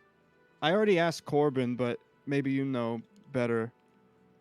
That teaches magic. Yeah, where a place I can learn more. That is out of my wheelhouse of things, my Gak, friend. The only one if- I know of. Okay. Gak, if I may. And she kind of like smiles at you. School is important for some people, but for other people, you don't always get knowledge from books. You can learn by experiences, and what Rian said, by doing good deeds and helping people, you are learning every step of the way. It's more fun to learn that way. It does sound more fun. Well, I could stay around for a little bit. I guess it's not urgent. I'm on a waiting list for a different school anyway, so they'll get back to me. Gak, I don't mean to be rude. Did you just say your parents read it to you? Can you read? Yeah, when I was a kid. Oh, Rian's gonna kind of look to Vey and be like, No, It's so like when your parents would tell you stories and when you were a kid. Right, but now you can read, right? Is that so like with this, and he's gonna point to the letter. He's like, so this is what he just did is the reading part. Can I see your spell book, please? I'm sorry. Last time someone tried to see my spell book, I really hurt me. Well, would you be able to put it on the table and show me the pages? Yeah, sure. And Gak's gonna pull out his spell book, and for you all, as you flip through the pages, or he flips through them for you, basically every page is filled with things like, let me. Oh my unblur god. myself. Oh my That's so god! Oh my god! It's a coloring book. Man. There you go. Everything's filled with Hey. pages like that. You see like a runic circle with a crude drawing inside of it. He has different things like that. Gak, these are absolutely amazing. I've never Gak, seen these such are beautiful work. these are all pictures. Yeah, so I found the book and it had the circles and Okay. and so I tried to draw what they do in there. So I can flip through and I can know which one I want to do. How did you learn these spells without learning them by reading the runes and the written part? I did. Did I not just say I had the book and You- But you couldn't read it. So I No, think that when I look at the book, I know what the thing is, and I draw in it to let me it's like a shortcut, so I don't have to look at it. I can just see it. I'm Oh, gonna. interesting. I think I've given you all the information I can. I'm gonna allow you all to have your conversation. I'm going to go back to the bar and serve. He looks around. I'm gonna go clean, and he gets up. coward. You don't want to stay here for the small talk. They just, I mean, spells aside, not to, I don't want to. Reading is a prerequisite to going to school. Oh, well, the one that I talked to, that didn't seem to be the case. All I needed to do was, and so the lady there, her name was Odisha, and she told me all I needed to do was sign my name. So she showed me how to do that, and this is actually, and then he's gonna flip to another page in his book, and he's gonna show you. Page where... He's gonna show you. Oh God. That stick Oh figure my is god! everything. Oh my god! Sorry, this is. I want to You're show good. you. I think that I can see. Yeah, I'm gonna. You see this? Is not seeing better is the question. Go And back a so- little bit.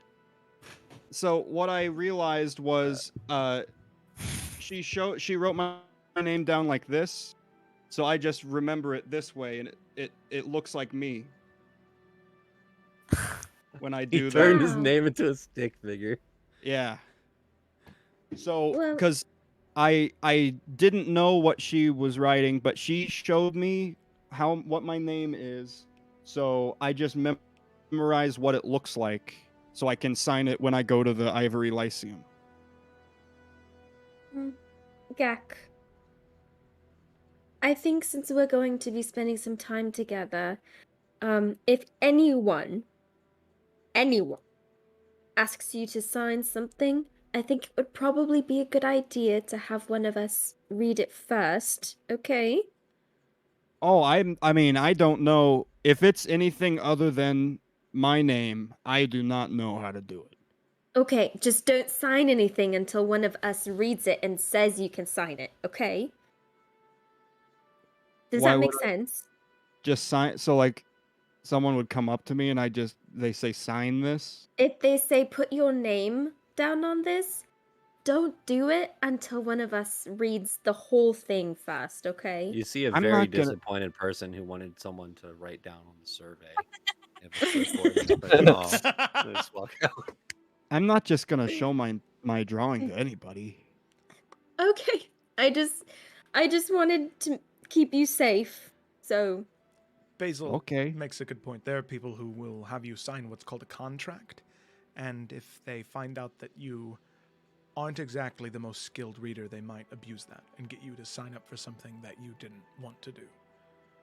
Do you think the lady at the moose rack, because she had me sign my name?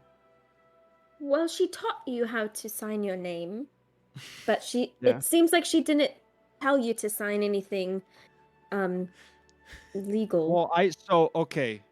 Let me start over. So I walked in to the city, and it's Jano, and I went to the Mushrak Sun. That's the school that's near me, and I Mm. went in there, and she had me sign my name on the papers. And once it goes through all the papers, it gets to my name, and that's when I'm ready to go to the school. It's like a waiting list. Waiting list. A waiting Yeah. list, yeah. Yeah, So I'm me right tell you now at the bottom of the list. Mm-hmm. Magic comes in all different shapes and sizes. Whether that's reading the books or drawing them, it is very obvious from what you've done today that you do know a little bit of what you're doing. And if you wish to go to school to learn even more, That's wonderful. But Thank you. again, experience can also teach you many, many different things. So I think your drawings are lovely, and don't forget that you don't have to be able to read everything to make some magic. And she's gonna do a little druid craft and put a little flower in his hair. Lack of hair, Oh. his ear, behind his ear, because he's bald. It Uh, just slides down. Gak is gonna. Oh, okay, yeah, I can do this without reading, And he's gonna he's still gonna flip to the page of his spell book and like peek at it, like close one eye and peek. But he's gonna cast dancing lights and have them. They're gonna be smaller little orbs of light that are red and yellow and green, and they're gonna kind of float around Girsa's head. See, that is absolutely lovely. It's just one step to bigger and better things. I can make them bigger. And he's I gonna believe he's you. gonna make them about the size of like a soccer ball. Beautiful. And what is the They look stressed. John? What's the name of the correct pronunciation of the Mushrik son? Mushrik son. Mushrik son. Shake. And Janu. Janu. Mushrak. Rian's gonna go. Mushrak is funny. Wait a minute. I'm sorry. Do you mean the Mushrik son and Janu? Yours is giving you a look. Yes. Oh, He I just has an accent, Rian. Uh, I imagine in this moment, Rian shares a look with Vey and doesn't say anything. But we'll just nod. Basil gives like a Basil goes like he has an accent, Rian. Oh yeah, he understands. And he'll just say, "It's a lovely accent, Gak." Thanks. I didn't think I had one.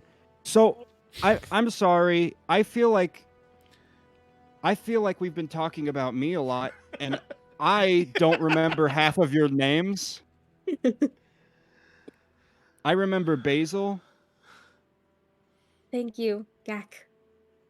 and that's about it. I remember Alan. Well, Alan's not here Thank right you. now. He's cleaning. So, can someone else talk? I'm actually quite curious, Gideon, and I don't mean to call any attention, but not Please there- don't. And you can see Rian kind of taken aback a little bit. Gideon, where are you from? I Yours is, traveled like, here. We're gonna look. Go ahead. Sorry. He wasn't even going to go there, but all right. Well, when you start off a sentence like that, like, what do you think he's gonna think? I traveled here from Riftfolk. I was doing some work near there for several months, and then made my way down here. Just looking for work. Well, I heard very good things about you helping out at the blacksmiths and repairing some equipment there. Yes, they some traveling merchants sold him some bad leather for his bellows. It ended up not being able to resist the heat. It was good for a few pieces, but it couldn't last, so I helped him get some new leather and repair it, and he's working on crafting something for me in return. Nice man. Well, that was very kind of you to help. It Thanks. seems as though we're all here at an opportune time when the village needs people most. It is a good omen that we're all here. Like, Why- like we're all meant to be here? Exactly. Why did you all come down here? I just kind of ended up wandering down here looking for work, like I said, but what about the rest of you? Why are you here? Corbin, Right. I hear you. good. Well, it sounds like Gak was just on his way to his school, and you just ended up here with your new friend Corbin, right? Yeah, I was going straight up, and then I helped him go back home, which was downish, but a different Right. direction from where I was coming from. Oh, okay. Okay. What about the rest of you? Rian will just look to Yursa. Kind of up to her how much information is disclosed. I am from a very lovely place called the Mallow Grove, and I decided that I wanted a little bit of adventure. It's been a long time since I've left home, and a lot of things have changed since I've left.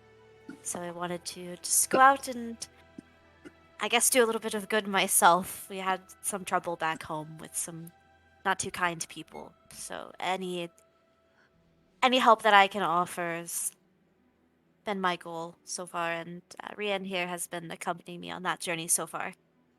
I spent a long time wandering from Siri to Ifira, and, well, Yursa welcomed me into the Mallow Grove and gave me a home, and so now I'm trying to repay that debt.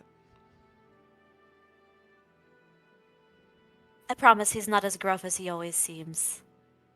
I like him. Me too. Brian will look at Yursa and kind of his eyes will narrow, and he'll look at Gak and nod, and then he'll look at Vey and his eyes will widen like, I'm so glad you're here. He'll sigh and he's gonna take a drink. Oh my. What What about about you, Ve- Vey? yeah? Oh right. I'm just realizing that I'm a jerk, actually, and you all are nice optimists, and I don't know how to feel about that because I always thought I was a pretty nice guy. Anyway. You don't seem. I don't think you're a jerk.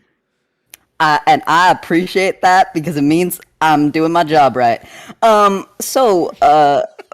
Yeah, no, I actually am lost. That's how I got here, and I was kind of wandering around, and yeah, I'm from the White Crest Mountains. You know, Oh. simple. Oh, I'm sorry you ended up lost and stumbled into something pretty dangerous. No, that's how life is. I mean, I did have so I'm lost, but it was more so I'm doing a favor for water, and I mean that quite literally. So it's very complex. A favor for water, like as a concept, or The element? Or how you're getting paid. No, I'm not getting paid. So I was in a town and people were disappearing from that town, and I was like, well, that's not good. So I walked out because that's what I do, which is unadvisable. And it turned out that the lake was a person who was trying to make friends in the weirdest ways, and then she wants to get back home. So now I'm taking her back home. I'm not crazy. Do you have this water with you right now? Yes. If you're thirsty, Basil, there's ale in front of you. I was. Thank you, Gak. I wasn't. I appreciate. I was curious. I've never heard of this kind of circumstance before, so I was just asking Vey if he actually had the water person. Is it in a canteen? Is it? It should be. No, he holds up his wrist, and there's a bracelet on it. You see a Oh. wooden beaded bracelet, and there's a single like glass orb that actually has water that when he moves it, like there's a little bit of space for it to actually slosh around. See, that's much more it looks a lot nicer than what I expected. I will shut up now. I mean, I do think that there would be more room in a canteen. So, I mean, that may be on me. Vey, you hear in your mind, I like these people. Very just kind of looks and he's like, well, the water approves of all of you, so that's good. That is Oh. good. That's nice. Interesting. Rian will nod, surprised. No. Vey kind of looks around. He's like, well, I mean, what about you, Basil? I guess out of all of you, my reasons are maybe more selfish. I currently live in Wodale. I do live on a pretty big acre. I have my own garden filled with different kind of health herbs and my poisons, and for something, I'm not quite sure what it is, it's starting to take over my garden. I'm not sure. And so I promise I wasn't taking anything. I had this really vivid dream, and it urged me to go on an adventure and hopefully figure out what's going on with my garden before this tar-like substance, poison, whatever it is, destroys my whole livelihood. Oh, That Uh, sounds awful. I would love to help you. I'm familiar with gardens, but I've never heard of a black, sickly tar substance. It's interesting. Oh, well, I have it with me right now, and I want to pull out like the mason jar with the poison tar that's in it, and just like set it on the table.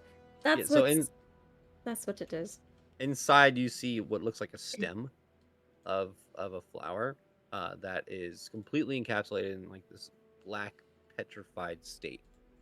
It looks very solid at this point. Like when the jar moves around, it clinks against the glass. You don't see any movement at all, but the entire stem is like encapsulated in this like blackish tar, but it's not liquid. So this is what's it started making its way into my garden from I don't know where. I had a dream that it enveloped my whole garden, and in the dream there were mountains and there was snow, and I was flying. As I was speaking to my friend, I cannot fly, so I'm not quite sure what that means. Like I said, I wasn't taking anything, even though my garden does host quite fun herbs, but I'm not quite sure what I'm looking for. Just that's kind of where I'm at right now. I don't have a lot of answers. I don't know if I could provide any for you, but if you'd be willing, I could take a little bit of the material and see if I could learn anything about it when I have time. I can't guarantee results, but I guess that could be fine. My friend did touch it. So, I don't. Right then and there, she seemed fine. However, I haven't heard from her, so I don't know if it has effects that happen afterwards, so she might be dead. I don't think. She might not be dead. I'm not sure. But. You're not really talking me into doing this favor for you, are you? I'm sorry. I guess I'm kind of in a panicked state right now, and I'm not quite sure how to deal with it. I'll be careful. I have lots of gloves, and I'll be safe. Okay. It seems well contained in this mason jar. I've had it for a few days now, and it doesn't seem like it has reacted to the glass. Did I say mason jar? This is literally Yeah. in this jar, this glass jar, and it seems like it hasn't done anything to the glass, so hopefully, it will continue to do that, and my friend is alive. Can you slide it to me? Yes. I take a finger and I slowly slide it across the table.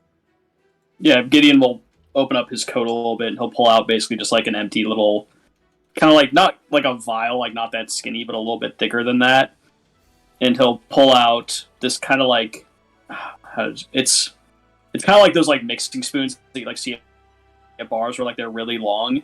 And he kind of like dips it in the jar and starts just kind of like slowly transferring until he gets it about like his little thing about halfway full, and then he corks it. I don't know when You open the jar? Oh, yeah. So as you open the jar and the air hits inside of the jar, you watch the stem turn to dust. And I need you to make a Constitution saving throw as a small poof of dust goes upwards into your nose. Well, Ryan, it was great meeting Gideon, but I know, right? I'm gonna miss him. That's a 21.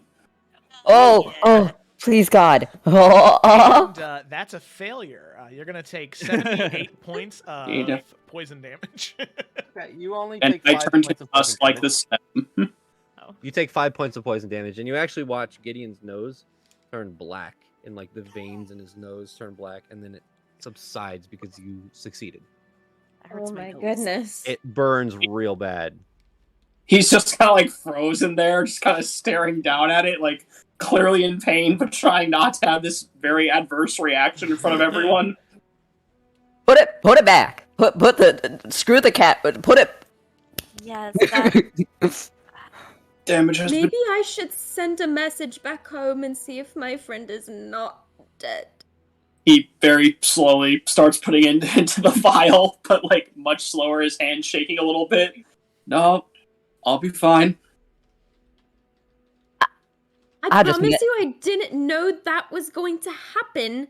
That did not happen originally. Perhaps Nope. because it's been sitting You warned for me. some time. It's festering something and growing and... Wait, so what did it do? Well, It's poison, Gak. it cleared my sinuses, I'll tell you that. That's good, I You can guess. see a trickle of blood from Gideon's nose. Oh my god. Hey, Cleared hey. more than your sinuses. Hey, you're bleeding. Blue, by the way. Bleeding blue. Yours is gonna like furrow her brow a little bit and just kind of like, if you don't mind, I'm just going to, and she'll like boop him on the nose and put a little cure wounds on that. The boop on the nose makes it worse. He starts gushing out. No! You monster! You're just too strong. You broke his nose. Heck yeah. Hey, do you think that if you want to keep looking at this thing, should we do it with everyone around us? I mean... Or should we go outside? If it made your Is nose it- bleed, I don't want that. I don't want that lady over there. I don't want her nose to bleed. I'll take precautions next time. Now that I know that that's a possibility, I'll be more careful.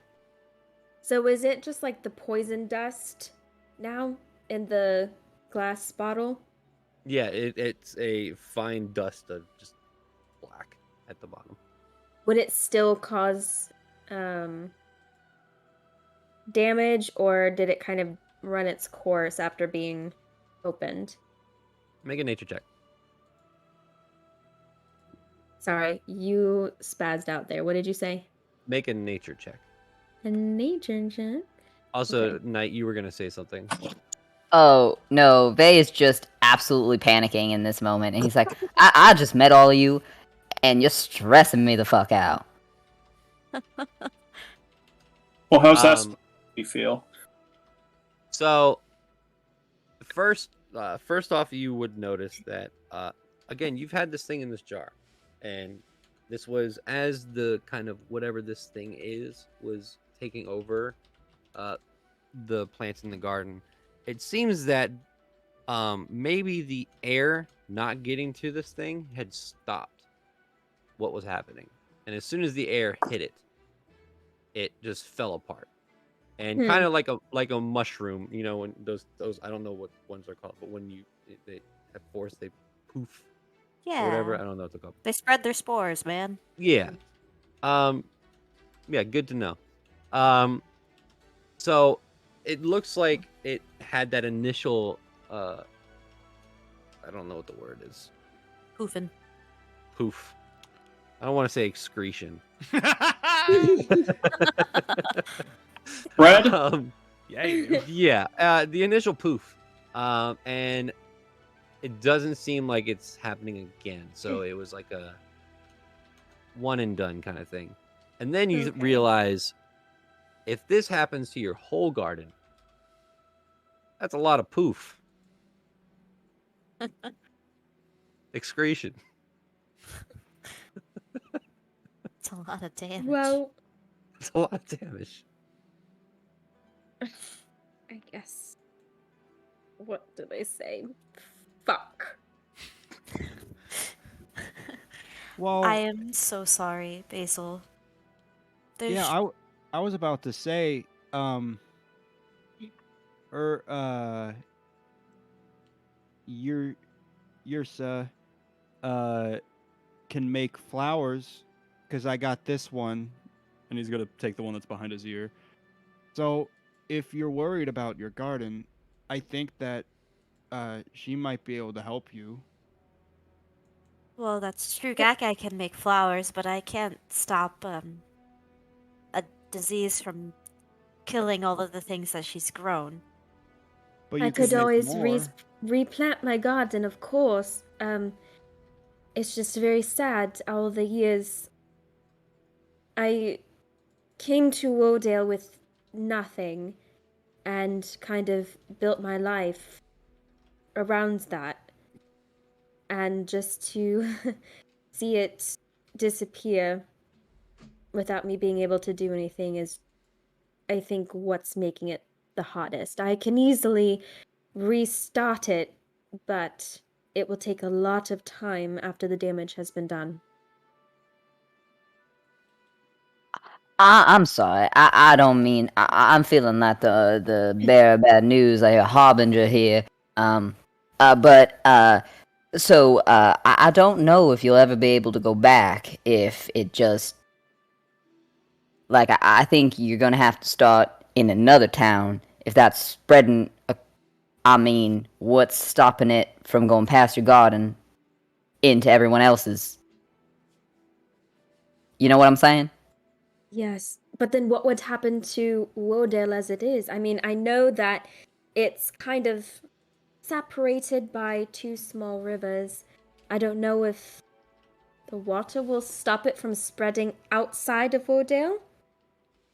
So if it does not stop it, then we have a much bigger problem, I think. Wait, so do a lot of people live in Woodle? It's one of the biggest. Because I was there, actually. Wait, I was there just a couple days ago. That's where I got off my boat.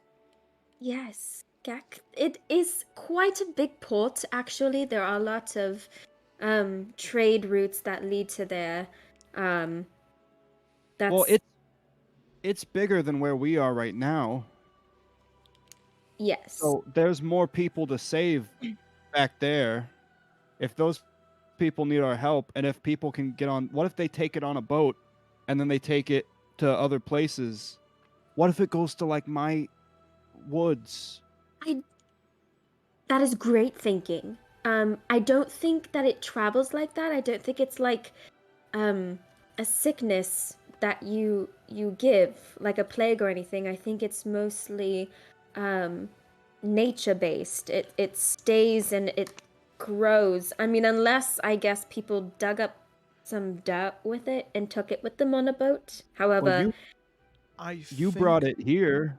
I am that this does seem to be a problem, obviously. But in this current moment, aside from Gideon's poor nose, it doesn't seem to, and Basil's garden, it doesn't seem to be affecting anyone too directly. I say that obviously we're in Hambafort, and something wrong is happening here. So I say we focus on this, and then, Gak, you said you wanted to go to this Ivory Lyceum. And Yes. I'm sure in this Ivory Lyceum they would happen to have herbologists or alchemists who might know more about this infectious substance. So perhaps, after we fix what's wrong in Hambafort, we aim for, as much as I hate to say it, Valumien. Valumien? This is Joe, not Valumien. Valumien, okay. It's Valumien. A volume? Okay. We head for Valumien and see if we can find, two birds, one stone. Wait, so you're all thinking about going to Valumien as well?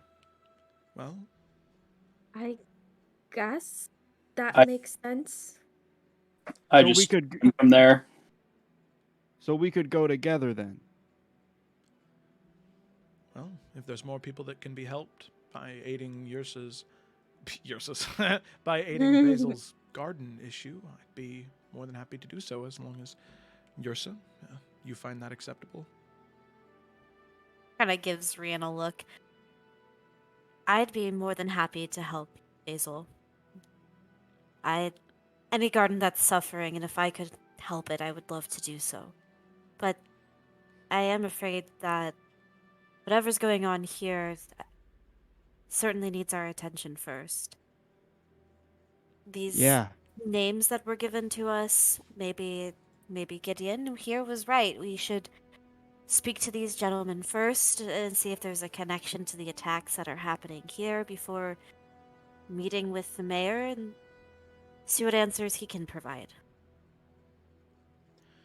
I agree. I think that sounds fair. We can all go together, or we can strike to two different places at once and meet up and compare notes later. What would people rather do? I'm just gonna cut in real fast. Let's not split up. I just have a feeling that would be bad. It's more efficient, though. If there's two people that need to be talked to, there's 6 of us. 2 groups of 3 would be the most efficient path. Yes, do it. Right, but I'm just gonna say there was 2 of those creatures that made it all the way into town last time. Who's to say there's not gonna be 4? And it did give us a problem. I'm still kind of leaking from my shoulder from the thing. I'm Is there just some type of meta contextual reason as to why you're saying this, or Don't listen to him. Nothing will battle happen. no, that you speak soundly, Vay. I hadn't thought of that. Provided everyone else agrees, I think that it is best that we travel together just in case we are attacked by any of these creatures. Ah, Jesus. Concept water, you stay in the bracelet. oh my god. Split. I mean, if you Oh, wow. if you do think about it, we could divvy up our skills. Basil is right. It would give us an advantage, and then maybe this evening we can get back together and, like you said, compare notes and head up to the mayor's. I have to disagree. From Vay's logic, it's very sound.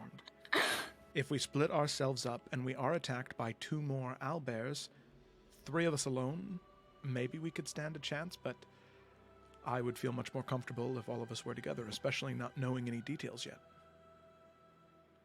It just seems to be the more sound strategy. All right, then we Yeah. will go together. What do you think, Gak? I'm not sure what we're talking about. All right, so Gak, there are 2 farmers that were attacked by beasts. Yes. We want to go talk to them. Alan and Alfred and Daryl. Daryl. And right now the question is, do we split up into 2 groups of 3 to talk to each one of them separately, or do we go as a group of 6 to talk to each one individually? Are they right next to each other? Alan? How far away are the Probably farms? Yeah. How far away are the farms, Daryl and Alfred? A little less than a mile. Close to it. we should stay together. Are they They're in not the same close? direction. They're in the same direction. I think that if they're in the same direction, we all go. I mean, He walks we're all over. gonna. Who? we're What all are we gonna talking about? So we're trying to figure out if we want to go. Like some of us go to Allen and some of us go to Orville, and if that happens, but if we picture this, right? We all are sitting here and we go, okay, Right. Back later you, this you, evening. you, me, and me go this way. You, me, and me go this way, and then we all walk the same way. Well, they're not. They're same. They're both like towards the Shattered Spires. If you want to. Can you, point of point reference. to one of them? That way, and he points. And where's the west. other one? Same. So we're gonna be Same walking direction. together. We're Yeah. going to They're- go together. They're I'm making a decision. apart. Thank you, Alan. All right. Yeah, I'm just gonna. Thank you, Gak. We're going Oh, together. look, there's customers. I just don't. I don't know why we're even talking about splitting up if we're going the same way. That's correct, Gak. You've cracked the code. If it was one was this way and one was this way, then we'd have to split up because we can't all go to two places. But Just we're gonna stand up. Yep, Rian is going to stand up as well. It's Let's time go. for us to head out. Yes. God, Vay is catching up with Rian and Yersin. He's like, if we ever do have to split up, I call being with you guys. I love Gak with all my soul. Oh, And God. as you all stand up from your table and efficiently have figured out what you are doing, Don't you fucking do it. Wait, can I do one last thing? sure. All right. So as we're heading out, like Gideon just like takes a second, he downs the rest of his drink and kind of watches everyone walk away, and he just kind of like taps his hand against his fingers one more time. And he goes, "Step 4, get a party. Good start." So fucking awesome. And with that, as you head out of the tavern, the Green Dragon, within the town of Hambafort, trying to track down the mysterious happenings with these beasts that are attacking. Stop. That's where we're gonna end the session. No! No! You're a monster! I Oh my hate God. you so much! I love you. No! Joe, this is how it feels. Oh, God, You- I hate it. I never want to play again. John, I quit. Joe, you do All right, let's this go 2 more people hours. 3 times a week. Oh, God. And it's such a good feeling, too. God, I hate this. Now I understand why everybody's like, oh, why don't we just go for 12 more hours? I'm like, let's do it. I'll call into work tomorrow. I don't give a shit. First day back. First day back. Students don't need me. Yeah. Thanks, John. It was Oh, a great thanks, John. game. It was Wonderful. amazing. We I'm God. so did it. excited. We did it. Woo! Yes, amazing. Little babies Little babies. If you're on a journey. if you're for those of you still watching, thank you for watching. Tune in to the next episode because it's gonna fucking slaps. And that's the note that I'm gonna end on. All right, see you later. Bye.